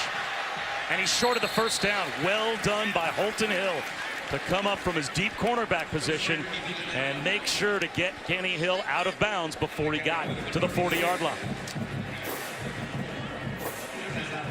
He's frustrated. He knows that first down shot play, and I like that first down shot play. Second down, that quick screen is blown up, and you're looking at 3rd and 10s, 3rd and 12s against this defense. There's a reason they're number 7 in the country on 3rd down. Showing it to you tonight. A combined 9 consecutive punts between the two offenses, all the way back to the 10-yard line. Hemp Hill Maps on the fair catch. Great punt by Adam Nunez to change field position. 56 yards. Let's check in with that now. All right, Bob, thank you. Let's take it to the big house in Ann Arbor. Chris Evans here is Minnesota versus Michigan. Little brown jug on the line. Evans powering through. You know, Michigan's got 234 yards rushing. That's the most in the first half versus a Big Ten opponent in the last 10 years. Wolverines getting it done on the ground and on the score sheet, 20-7, Bob. Right now it's 17-7 here, but the Texas defense keeps on giving the Texas offense opportunities to make this a 1-score game. Now they've got the long field to go, though, as they start at their own 8-yard line. Bob Wischusen here with Brock Ewart and Allison Williams. Back to work, Shane Buechele. Quick hitter out to the edge. Nico Small all over Armonte Foreman for a 1-yard loss. And Nico says, if you can do it on the other side, Antoine, I'll do it on my side. The only way that happens is to have an awareness. You asked me there earlier about quarterbacks playing defense and the advantage. We talked to Gary Patterson about that yesterday. They just understand conceptually the big picture. You know, that you hear all the time, do you understand the why? Why are we doing these things? And they do. Maybe to the line of scrimmage is Daniel Young. 3rd down and long now for Texas. North Buckley made the stop. Excuse me, Bob. The Horned Frogs play 3 of them, including that big monster in the middle. There was a 10-900-meter quarterback. And Summers is now a linebacker, strong safety, defensive end, middle linebacker. I mean, you're loaded at every level of that defense with former high school quarterbacks, and I just think it matters because you see the bigger picture.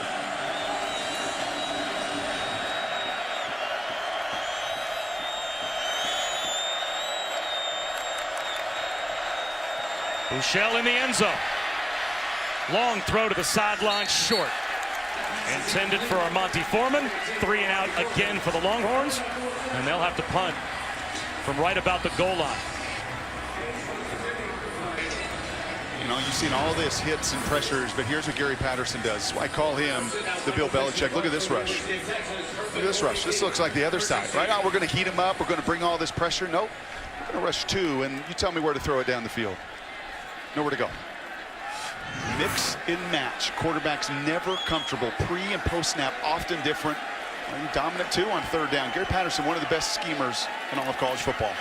So Michael Dixon from a couple of yards deep with a line drive kick. Turpin at midfield, lassoed down almost immediately. That's a great play on special teams. Edwin Freeman makes the stop. Week 9 Monday Night Football matchup. A big NFC North rivalry game between the Lions and Packers at Lambeau Field. Monday Night Countdown kicks off our coverage at 6 Eastern on ESPN. The game also available in Spanish on ESPN2. That third down call there by Patterson, you rush 2. That's also a little real estate play. I'm going to rush 2. They're going to check it down, and I've got to find a way. Help my offense with some field position here. Ideal field position. And it just feels like if TCU can finish the drive, if they can get 7, it's going to feel insurmountable to a Texas offense that cannot get going. Jet sweep. Turpin turns the corner. Maybe 2 yards. Gary Johnson ran him out at the 50-yard line. It's a gain of a couple. Now let's also remember, though, this is a Texas team that has 6 non-offensive touchdowns this season. Last year they didn't have any. This year they've got 4 on defense and a couple on special teams. They might need one of those in the 4th quarter to make this a game again, because down by 2 scores, Brock heading to the 4th. I don't know if their offense can get it done. Doesn't look like your traditional Big 12 football, but awfully fun to watch.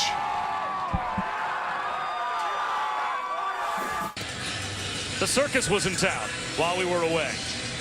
This was the scene here at Fort Worth. Now, I'm Bob Wishoes, and I'm a balding, nerdy broadcaster next to Brock Ewert, who is a mammoth former NFL football player. And the look on your face when that snake made an appearance, you legitimately got the willies. No, thank you. Wow. Thought you were tough. All of those thoughts dispelled. There goes Darius Anderson, starting off the 4th quarter with a 2nd down run. Well, here's another chance for the Texas defense to get a stop. Great field position for TCU. Brock starting near midfield. Yeah. Now it's 3rd and 3. And I like this from TCU finally. I like them taking a little time to get to the right call, Allison.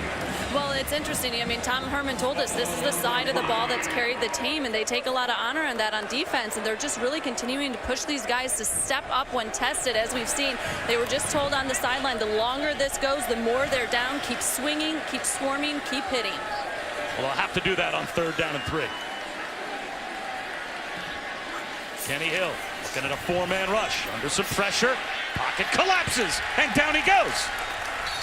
Hit from behind by Gary Johnson and Gerald Wilbon. We keep talking about Buechele being beaten up. Kenny Hill has taken his fair share of shots as well. Yeah, and once again, an excellent scheme there from Todd Orlando. He drops the defensive end right into that quick out. Kenny Hill, as we have documented tonight, I think at his very best, and Gary Patterson, getting into Sonny Cumbie a little bit there on the sidelines. But that was a better chess match play by Todd Orlando, dropping into the quick game, not allowing Kenny to throw it on rhythm on time. And yet again, another punt. And a directional kick and a line drive at that. Hemphill Maps lets it bounce. And it will roll dead inside the 15-yard line of UT.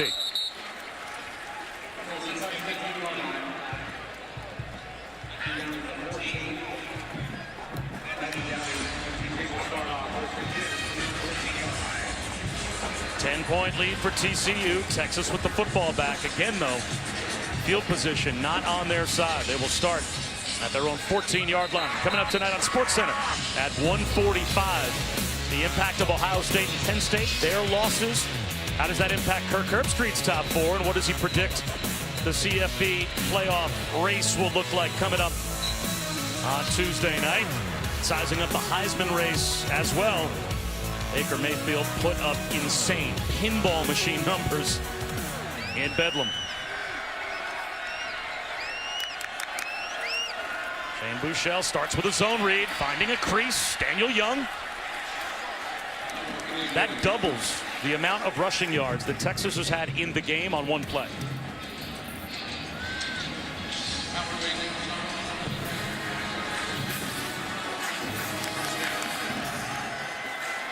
Young again, nowhere to go. Wrapped up by Banogu. 2nd down and 10.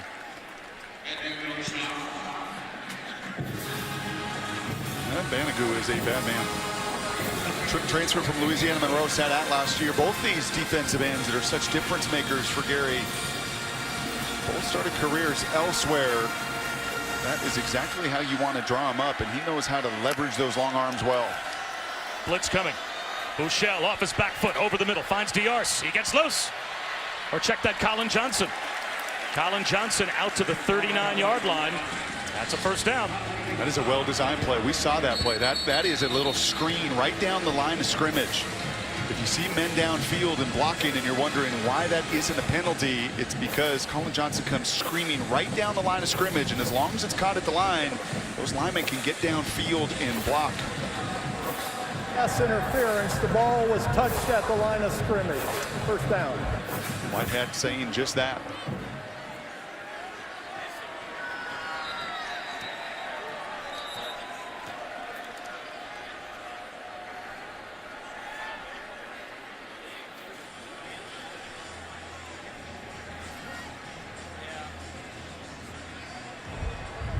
The previous play is under further review.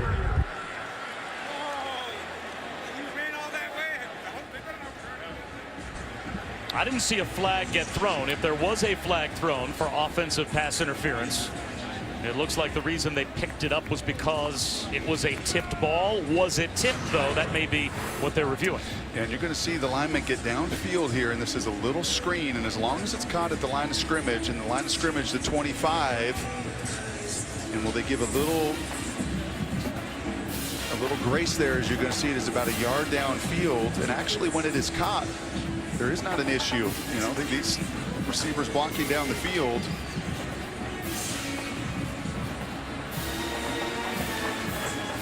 Running back gets out. The receivers are blocking down the field. That's a yard past the line of scrimmage, and clearly that ball was not tipped. Yep. It is a nifty little play. You have got to come screaming flat down the line of scrimmage, not tipped at all. Obvious blocking down the field, not by the running back. It's caught there before the running back, the freshman there, Young, blocks. It is the slot receiver that was down the field blocking. He's worn out. Voice is gone, sweating all over the place. If that cryosauna thing burns 500 calories, he burns a lot more tonight on the sidelines.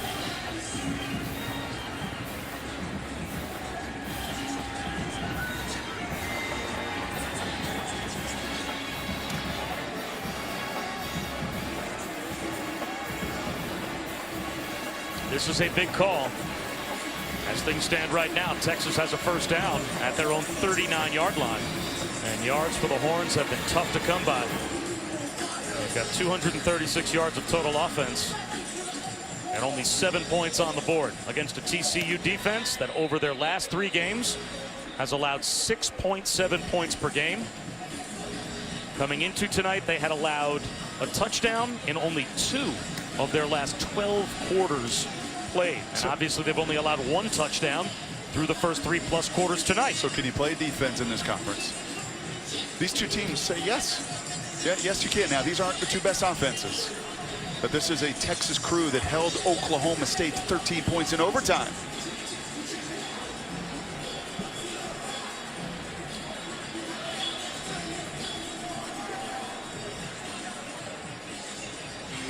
And this is a look here of exactly what the replay guys, as we take a look at our replays, this is what they're doing right now, and they're obviously having the conversation.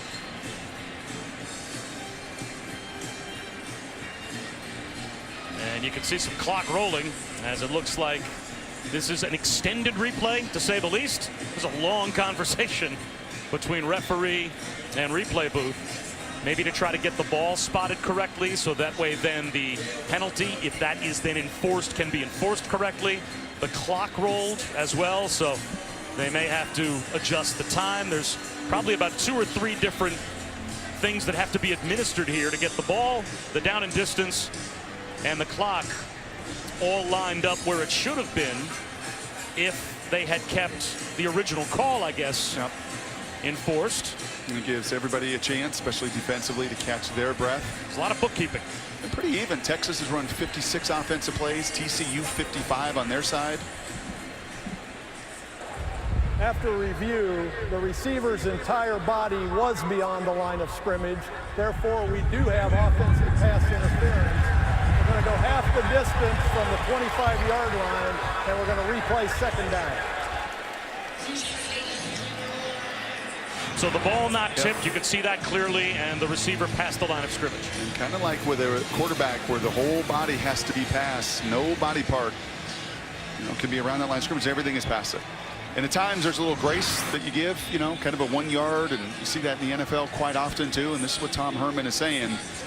But by the book and technically, the referee's got it right. And I'm sure Tom Herman is saying, okay, if you're going to be a stickler like that, then it better be both sides on every single occasion. If anything is right around the line of scrimmage, or we find ourselves down the road here, into the final minutes, and TCU runs a quick screen and somebody's down the field, that ball better be, better be a stickler on both sides. And as limited as Texas is offensively, how much of a killer is that penalty for the Horns? Tremendous. That is devastating. And that is a coaching point to a young receiver as well, a true sophomore. If you can't even flirt with it, I mean, if anything, go behind the line of scrimmage. Give yourself half a yard, a yard. The most important thing there is you can't be down the field and take away one of our few chunk plays we've had offensively off the board and then marches halfway to the goal line. So after a long delay, a long review, an administered penalty, Texas, instead of having a first down out at their own 39-yard line, facing 2nd and 23 from their own 13. I love Shane's eyes. He's looking to the bottom of the screen. If he's going to get a one-on-one opportunity, it's that safety right here that's got to get to the middle of the field.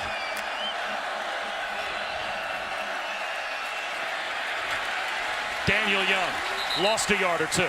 And now it's 3rd down and forever. True freshman on true freshman as Corey Beckley brought down Daniel Young.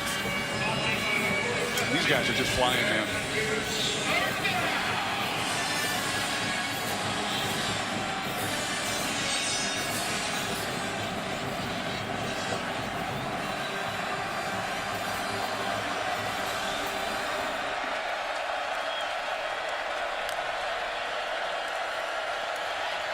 Tunnel screen, and just buying some yardage for the punt group is little Jordan Humphrey.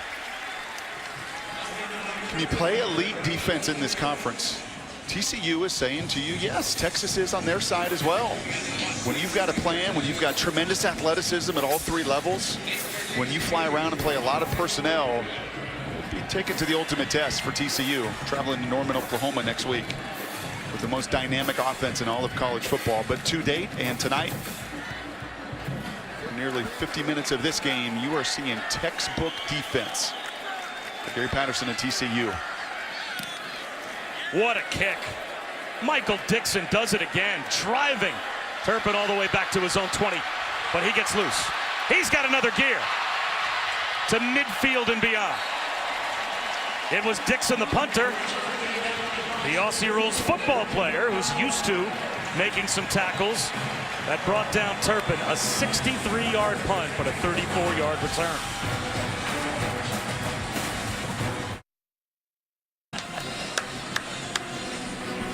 Tuesday on ESPN, the exclusive reveal of the college football playoff top 25 rankings at 7 Eastern. Reach and the guys will break it down from top to bottom. Coaches' reactions, a live interview with the committee chairman, Kirby Hocutt, also streaming live on the ESPN app. What will that top 4, and most importantly, that top 10, the other teams knocking on the door, look like on Tuesday night? First down run for Kyle Hicks. The first time TCU begins in plus territory. Trying to put this game away. Can Texas fight their way back in the game? Well, they keep on swinging, and that's exactly what Tom Herman has said to his team. He's brings the baseball bat to the different stadiums. That has been the mantra all year. Keep swinging away, keep swinging away. You don't know when it's going to hit. A team that's got 6 non-offensive touchdowns this season so desperately needs one right now. And this defense has been living up to that challenge.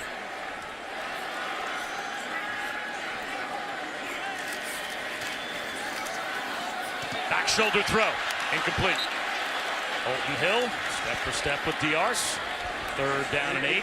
Does your mentality on defense change when you're in a game like this, where on the sideline you're probably saying to your teammates, our offense is not scoring 10 points if they have to go the long field.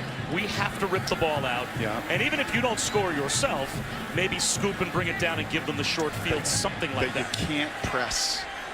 Right, you can't do something just outside the scheme, or that's when you get into trouble defensively. I think Todd Orlando heard you, at least initially. They were showing a lot of pressure. Let's see if they bring it here. Blitz off the edge on 3rd down. Kenny Hill out of the pocket. Up the sideline. 2 receivers collide for TCU, and it falls incomplete. I think Jalen Austin was the intended receiver. Sean Nixon there as well. A flag down along the sideline, and we've got an official without a hat. So someone stepped out of bounds. Let's check the penalty call. Receiver number 15 went out of bounds on his own, came back in bounds, and was first to touch the ball. We have illegal touching on the offense. There'll be loss of down at the previous spot, 4th down. Good to see Austin, that knee is out of bounds. That is the correct call.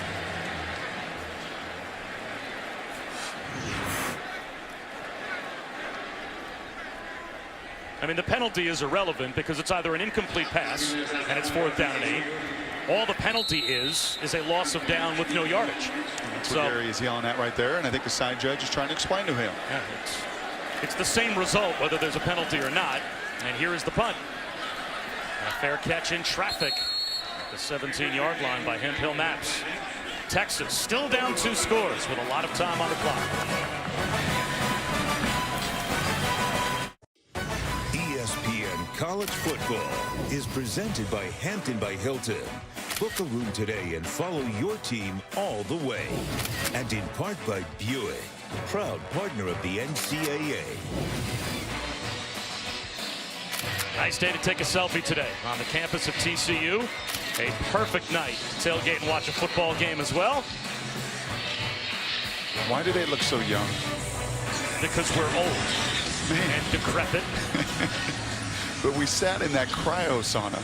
Yeah. Wasn't that anti-aging? Wasn't that supposed to do that? I think I need one of those in my den for it to have any impact. 10-point lead for TCU. A little over 10 minutes to go. Back to the offense again as Texas. Again, though, with the long field.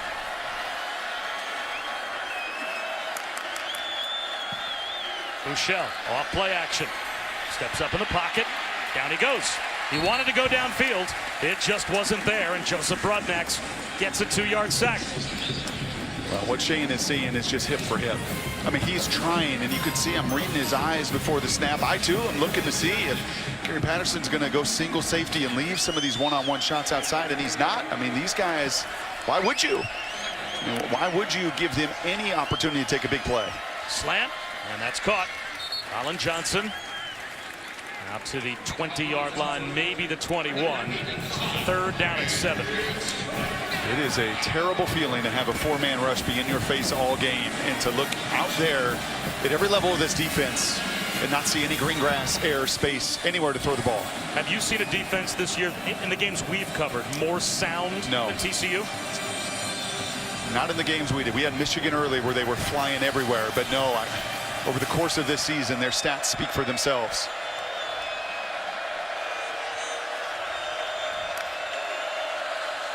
Only a 3-man rush. Bouchel with all day to throw, but nowhere to throw it. Waiting for someone to come open.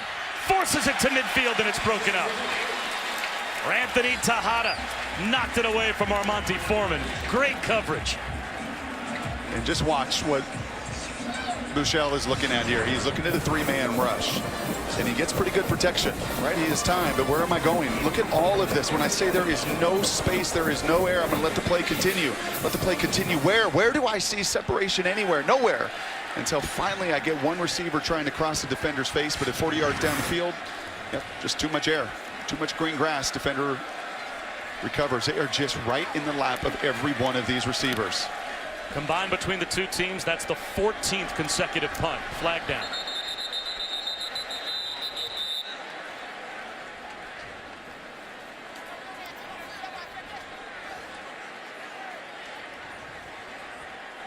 You can just feel it. The job for TCU is to protect the football. Yes.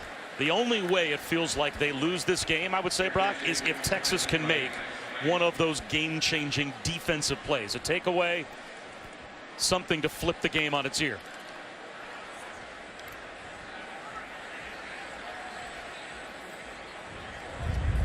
illegal substitution. Receiving team number 31 entered the field as the 12th player.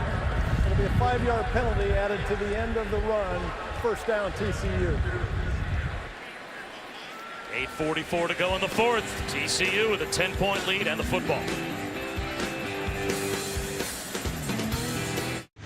I'm Adnan Burke back in our college football studios, updating you on Virginia Tech and Miami. It's over on ABC. Our Hurricanes up 14-3. That's Sean stomping up the Savoy, getting down to the 3, and then from there, Josh Jackson will punch it in on 2nd and goal. A-Rod and J-Lo are at the game. It's a 4-point lead for Miami midway through the third. Bob?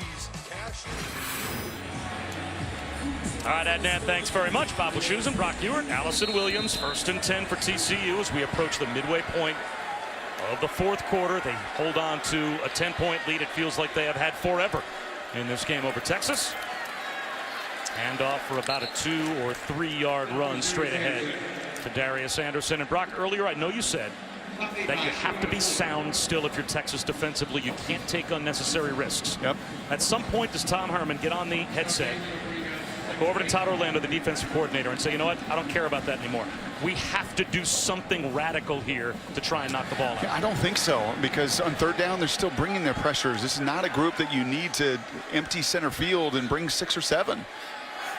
Here comes a blitz, 4-man rush, and there's the shot downfield. Incomplete. Intended for the true freshman, Jalen Reagor. And I'll tell you why. It's this guy, number 7 right here, Kenny Hill. That he's played enough football and he's mature enough. And we talked about his dad being a baseball guy, and I said earlier, I think that's a huge advantage because you flush negative stuff and you also learn to manage, really manage a game. And right now, I think he knows, and he learned the lesson the hard way a week ago, trying to do a little bit too much. Had a couple huge giveaways. I don't think he's going to take that kind of risk here, not the way his defense has played tonight.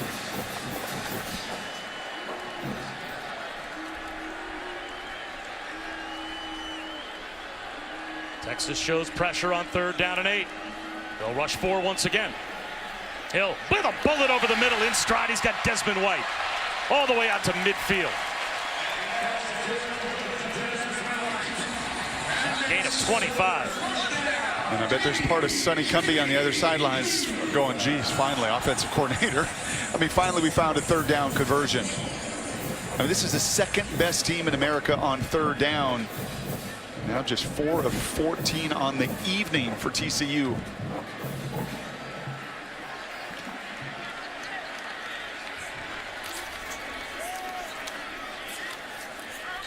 Darius Anderson tripped up after a 2-yard gain by Poona Ford.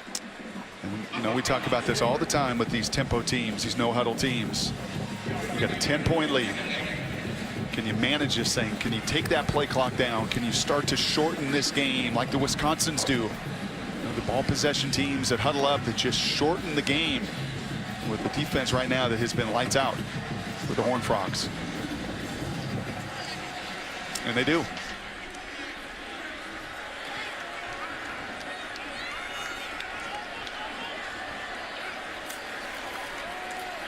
Darius Anderson again to the 42-yard line. And every time TCU picks up a 1st down, it can take potentially 2 minutes off the clock. Well, Texas down by 2 scores. It almost feels as if they don't get a stop on this 3rd down at 2, the game's over.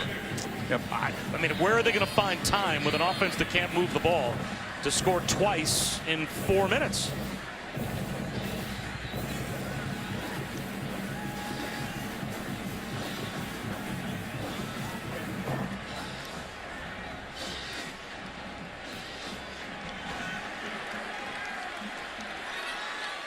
Anderson again, the setback to the left of Kenny Hill. Kenny Hill on a keeper. Reaches it out and gets the 1st down. Gary Johnson tripped him up. Injured on the play is Jeffrey McCullough for Texas.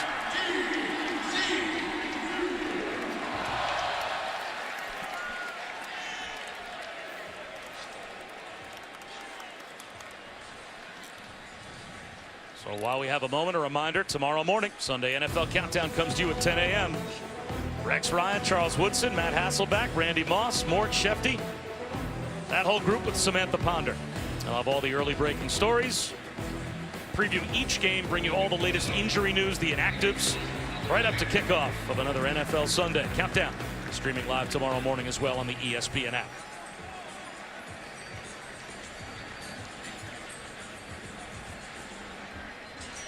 So McCullough has to slowly be walked off. That's another body down for a Texas defense, Brock, that has to be desperate. What can a desperate defense do in this spot to try and do something to get the ball out? Well, they're trying to sell out, and this is cold right on the bottom here, and this is a little awkward. You know, we're used to seeing at times these lower leg injuries. Player gets run into. It was just really off the snap. He immediately starts to favor that leg. And you see it. It's almost the push right off the bat, and he goes down. Tell you what, man, this Texas group defensively has emptied the tank. They keep swinging whatever analogy, whatever coaching phrase you want to use. These guys continue to play very hard on this side of the ball. Well, they just snapped it with 27 seconds on the play clock. So TCU at least did Texas a bit of a favor there, and they run out of bounds. That'll stop the clock for the moment as well as Darius Anderson saves some time for Texas. It'll be 2nd down and 5. Is that just a lack of recognition on the part of Kenny Hill? Coming off the injury and everything else, yeah. Not realizing that the game clock was going to start to roll once they set the ball ready for play.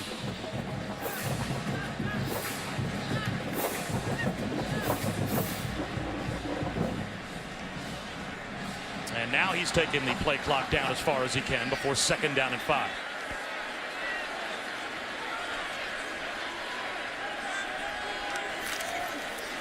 Anderson again to the 31-yard line. When will Texas start to use their timeouts as well? Maybe if TCU picks up a 1st down here, would they have any choice but to start? I think that's, to try and save some time. Once you get under 5 minutes here for Tom Herman. And this is a little of what Tom Herman feared sitting down with us. He really likes his group defensively. That's where the seniors are. That's where Puna's right in the middle, and the rest of these seniors defensively, you know, there's some maturity there that they do feel like they built some grit and some toughness, which we have observed, and we've seen how hard they played. His fear that his offense just would not be able to get anything going, which is exactly what's transpired for 55 minutes. Darius Anderson bottled up, brought down, shy of the 1st down line to gain. Puna Ford does it again. And now it looks like the timeout will be called before 4th down to save 40 extra seconds by Tom Herman for the sideline. Step aside, come right back to Fort Worth in a moment.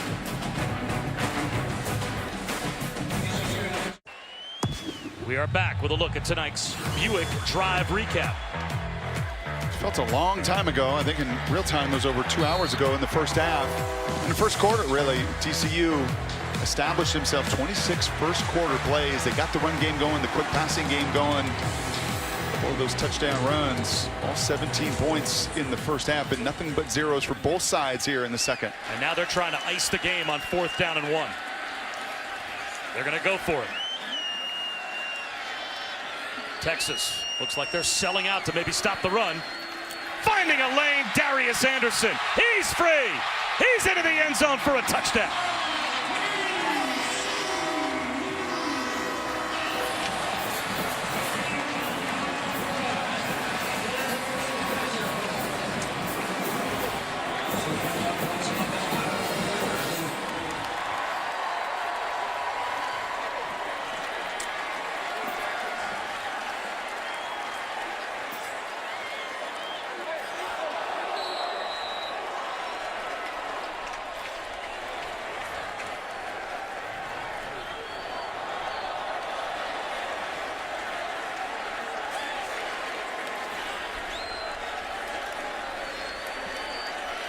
The 7th rushing touchdown this season for the sophomore Darius Anderson has blown this one open for TCU.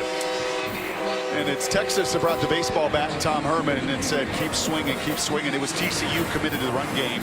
41 of their 68 snaps, continued to be patient. And this is what you call an ankle breaker. That's a lonely place to be for Brandon Jones, the strong safety back there. And Texas has been so good defensively. But here comes 4-3-9 running right at you with one of the rare creases in that front 7.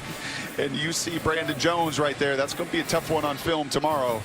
Not seen many of those, but it shows you the explosiveness of Darius Anderson in the playmaking. On the big screen when they showed that here moments ago, yeah, it took everybody's breath away, and it will in the film room tomorrow too. That is the 14th touchdown this season for TCU that traveled 25 yards or more. They had 14 all of last year. And we take a look at the resume that could put them, if not in the top 4, certainly knocking on the door. And obviously they've got the big one against Oklahoma and a possible Big 12 championship game remaining. Yeah, anytime you start to see numbers like that in the 40s or 50s, and in that committee room, they put all these things right up. I had a chance to be in there. As our producer, Jim Zaroli, this year, I was in that mock committee room 2 years ago. Those numbers start to kind of scare you a little bit, but it will change dramatically. Where does that number go with a trip to Oklahoma next week? Up dramatically. Significantly, especially since Oklahoma did their job earlier today in Bedlam. And what will continue to show is one of the top defenses in all of college football. No different tonight. They hold Texas down here in the final 420. It will be the 5th opponent. The 5th opponent of 9 held to 7 or less points. That is remarkable in today's college football.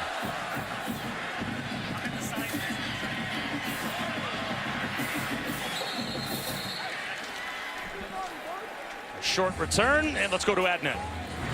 All right, Bob, thank you very much. Updating on Virginia Tech and Miami. It's over on ABC. This is Malik Rozier on 1st and 10, right to Christopher Herndon, who stays in bounds and goes all the way to the end zone. 21-10 right now for Miami. They got J-Lo. Who do you and Brock got, Bob? Brock and I have no one.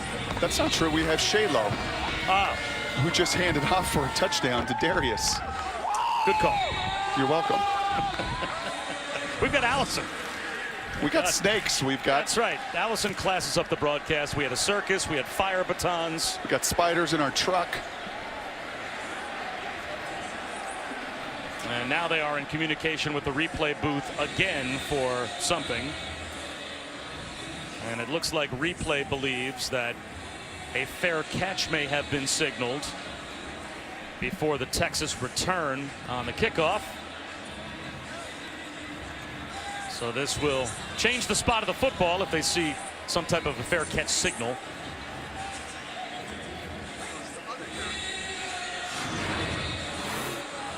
It was little Jordan Humphrey. And that little raise of the arm by little Jordan Humphrey could be interpreted as a fair catch signal.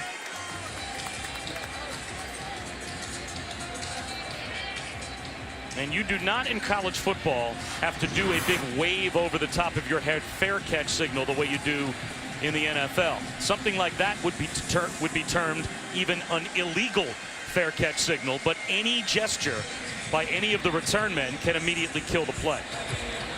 After review, there was a fair catch signal given by the receiving team. The ball will be dead at the 23-yard line. Please reset the clock to 4 minutes and 23 seconds. I think Tom Herman's going to look at a lot of this tape and just going to see there's some things within their control. It's going to be hard. It's going to be hard over the next 3 weeks as well with some of the challenges with their injuries on the line of scrimmage.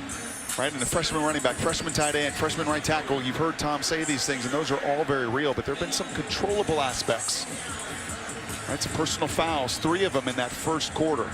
You know, a screen where the receiver's got to come screaming a yard behind the line of scrimmage. Those teachable, coachable moments to correct, and he will. Bouchel over the middle. That's broken up. Well, I don't know that you would necessarily say that he's got the defensive side of the ball fixed, solved as they go into next season. How much help will they need on defense? But what you have always seen, I guess, from Texas when they've been at their best, explosive players on offense. Yes. How long will it take to get that back? Because right now they don't have it. By most accounts, one of the top 5 recruiting classes is going to help. And I think a lot of that comes to life with the help of the 5 guys up front.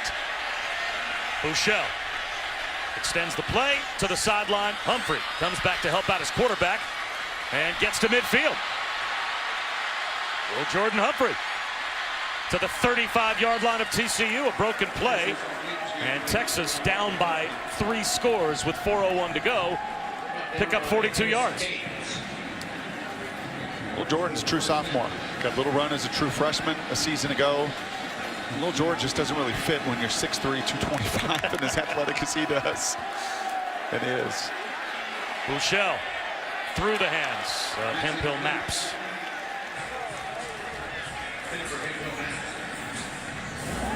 Well, you guys guys have talked about the struggles for this Texas offensive line. Patrick Vahe, the only lineman to start in every game for them this year. And this is a kid who came to the U.S. from Tonga, his family initially going to Utah before settling in Texas. And he said, as a child, I felt like an outcast. In kindergarten, as he was trying to learn the English language, he was bullied and ridiculed. He said trying to learn English was the hardest thing ever. But as difficult as it was at school, there was also tough times at home for him. There was a stretch when his family was homeless. They were living in the streets. He said it was only a few days, but it felt like forever. And it's those memories and what he's had to overcome to get here that continue to drive him. He said, I put my parents before myself. I can't quit because if I do, I quit on them. Well, it's 6'4", 320. I'd like to see one of the knuckleheads that bullied him when he was younger bully him now. There is a young man that has the last laugh. 3rd down and 10 with 3:37 to go. Hit as he throws as Buechele fires it to the sideline as best he can. Ty Summers came through untouched. And that is a courageous quarterback that has taken hit after hit tonight. And you know what? Gary Patterson wants those 7 points on the board, and that is it. He brings a corner pressure here, a overload of the blitz to the bottom of the field. It's Summers, it's the corner. He's not about to just play zone coverage and let Buechele get comfortable and move the ball up and down the field. Now it's 4th down and 10.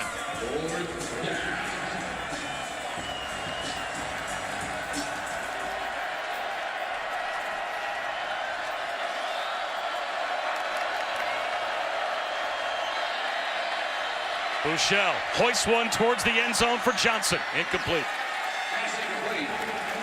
So TCU will take over on downs. And let's check it again with Adnan. All right, Bob, thank you. Just want to update you on what's happening at LSU and Alabama in Tuscaloosa. 21-3 tied, but the Tigers finally get something going. That would be Darrell Williams here. A 58-yard rush all the way down to the 2, and from there, Williams will take it in. So far, 159 yards rushing for LSU. Bama's run defense normally allows an average of 66. LSU's got that going for them. They're down by 11 through 3. Bob? Sometimes you have to look for some silver linings. And if you are just competitive this year with Alabama, if you're LSU, that probably is a silver lining.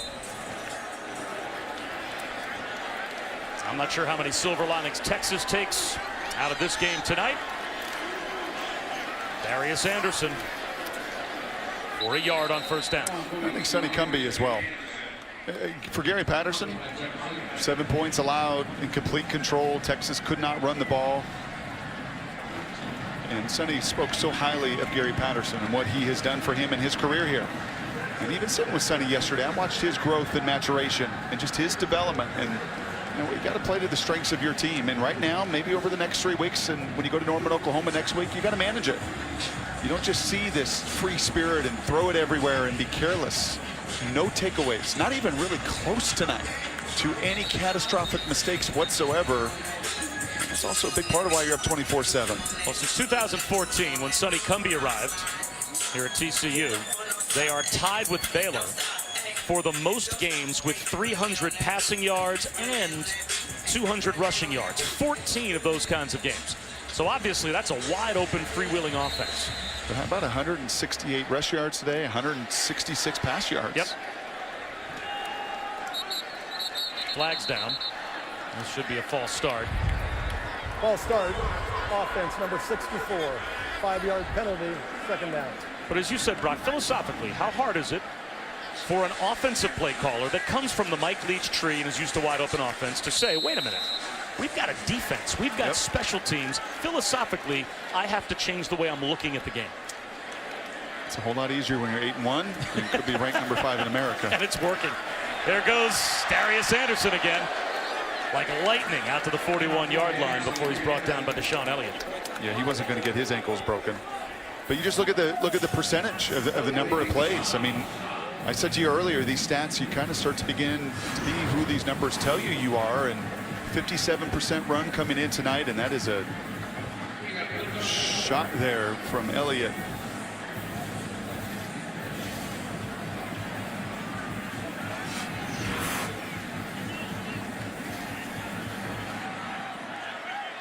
Third down and 4.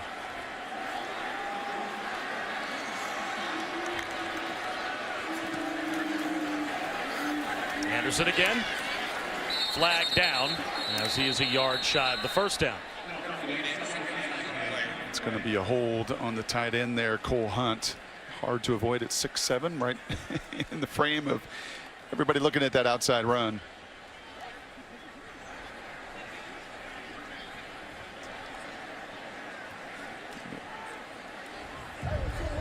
Holding, offense number 81. That penalty is declined, brings up 4th down. You said how hard is it for Sonny Cumbie, to be a little different guy percentage-wise than what you have been in the past. And when you get to work under Gary Patterson, he's exacting. It is going to be a challenge. The spring, he said, his word yesterday was a bloodbath. So I couldn't believe it. Like, my first spring here, are you kidding? They go this hard? We go this hard every day at practice? Just practice? Yeah, you do, to make yourself better. And you can see that's not going to change tonight. 62% run, a lot of that's trying to take the air out of the ball, but that'll be the recipe up at Norman next weekend. And really, it's hardest on that guy too, because Kenny is such a playmaker and he wants to take shots, right? And he wants to take some of that risk. Speaks to his maturation to be able to say, no, you know what, if I got to go 18 to 26 and throw for $146, I'll be just fine with that, because we're 8-1. I thought you put it perfectly, even looking last week at the failures of TCU's offense. A golfing parallel, stop hitting driver when you can put your 3-iron right in the middle of the fairway on a short par 4. Yep. Why do you keep trying to force it down the field? Why do you keep trying to force the big play when you've got a good defense? You've got a significant advantage in special teams often. And tonight they played to their strengths, and that's why the score is what it is. And I also like that in this league that has this national perception of basketball on grass, and certainly Bedlam did everything to reinforce that today. Yep. TCU has their identity, the way they play. They're very comfortable in their own skin, and they're going to go play that style. I think we could write the open for next weekend's game. That's a contrast of styles if there ever was one, as the rugby style kick is deflected by the Texas rush. So the Longhorns will take over at their own 47-yard line after what turns into only a 10-yard punt. Well, this is the game-changing play that they needed either on defense or special teams to give their offense the short field, but they needed it much earlier, and they needed it when this was a 2-possession game, not a 3-possession game. And that's the wide receiver there, Joe. Lorenzo Joe continuing to show effort and want to down to the final couple minutes here for Texas. And Bouchel saying, man alive, I have taken a beating tonight. He knew coming into this thing with the matchups and what you watch on film. You look at this TCU group and what they've done to basically everybody and every quarterback this season, and to run games in particular, and how hard it is to be one-dimensional against them.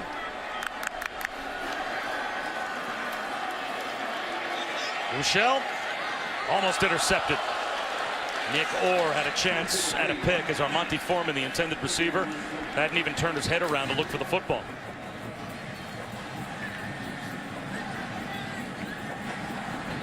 Boy, this is going to be a fun one in these parts for everybody to talk about. And with the Big Ten losing, with Penn State losing, with Ohio State losing, with Oklahoma winning, with TCU going to wrap this thing up, you're talking about two teams that are going to be sitting, we're in the top 6. Maybe 4, maybe 6, maybe 5, somewhere in that conversation, and they do it so differently in this conference. Another bullet throw, and that one's broken up. Lorenzo Joe, the intended receiver. It'll be 3rd down and 10. But I don't think 146 yards out of Kenny Hill and 24 points will be enough on the road at Oklahoma. It's more than enough for Gary tonight against this Texas crew. Gary Patterson knows. He actually said it about Iowa State to us. He said, I'll tell you what, man, I knew Iowa State last year was on the road to some success and building it the right way. And I bet you Gary's going to say after this one, Texas is doing a lot of things right, especially defensively. And they continue, TCU does, to pour on the pressure on Shane Bouchel. Sack number 7, this one to Ross Blacklock. Do you see, with what we've seen already today, and if form holds, if Alabama continues to win somewhat convincingly against LSU, any change in the top 4? Georgia, Alabama, Notre Dame, Clemson. Nope. Those were the top 4 teams. You think that'll stay? Well, Ohio State and Penn State, right behind Oklahoma, rounded out the top 7. Bouchel avoids a sack and throws a prayer. Knocked down by Nick Orr, and a flag down.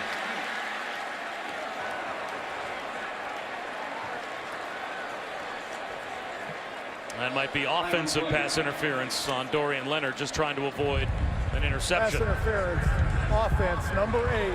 That penalty is declined. That'll be first down, TCU. Dorian doing his part to help his buddy out, to not get an interception on Shane's ledger there. So Oklahoma certainly doesn't drop. They won. Nope. So TCU, you'd think, would bypass both Ohio State and Penn State clearly. Yep. So that should be number 5 against number 6. And the winner of that game would create a very interesting debate in that committee room. Yep. Would that be a quality enough win to put the winner of that game into the top 4 of the following poll? So many of those numbers and metrics and strength of schedule and strength of record and all those things that come into the evaluation change with a game of that magnitude. When you play elite defense, and we do see that. I mean, that is one thing. There's a couple things that I think stand out in college football year after year doing this with you, Bob, is that November chaos reigns. You're going to see teams lose as we did today. But if you can play elite defense and run the ball, you give yourself a chance, especially if you've got to travel on the road. Well, for TCU to play defense against this Texas offense, that's one story. Yes. You watched Bedlam with me while we were getting ready for this game. You've seen Oklahoma this season. Yep. How elite does TCU have to play defensively next week to try and slow that freight train down? The problem in when Gary Patterson echoes Bill Belichick, and I think they're a lot alike, and says, I want to make them left-handed. Okay, well, in what way? If you're going to take away their run game and let Baker just run around and run crazy, or are you going to let them run the ball? I mean, they're so hard to make one-dimensional. TCU did it in a mighty way today. Texas with 9 yards rushing overall, you know. Tom Herman knows it. He knows how good that guy is and how good his group is defensively. But Baker Mayfield, that O-line, that run game, those wide receivers, his playmaking, it will be put to the ultimate test next weekend. Yeah, the skill position players that TCU is going to have to try and shut down next week, and the quarterback they're going to have to try and slow down, that's a whole different level than what they faced tonight. I imagine Mr. Patterson's going to start that work here real soon. Down to Allison. Coach Patterson, when you went into the half, what did you adjust defensively to hold them to just 78 yards in the second half? Well, we just kept doing what we did. We got more points, and so it allowed me to call over-the-top defense. So. Last week, this team struggled with red zone effectiveness and turnovers. What did you see from your offense this week in those categories? We didn't beat ourselves. I still would have expected better, but we'll take what we get. So. With this win, it's 4 in a row against Texas, something that hasn't been done here since the 1930s. When you think about when you took this program over 17 years ago, what does that say about the state of TCU football? Well, you know, the bottom line is I didn't know it was 4. So we're just glad we won. We're glad we're 8-1. So still on top of the Big 12. Gary, thank you. Go rest that voice, guys. As a top 10 team under Gary Patterson, TCU is now 43-5 and 20-0 at home. Convincingly, the Horned Frogs over the Horns. For Allison Williams and Brock Ewart, I'm Bob Wischusen. So long from Fort Worth. College football scoreboard now at Adnan.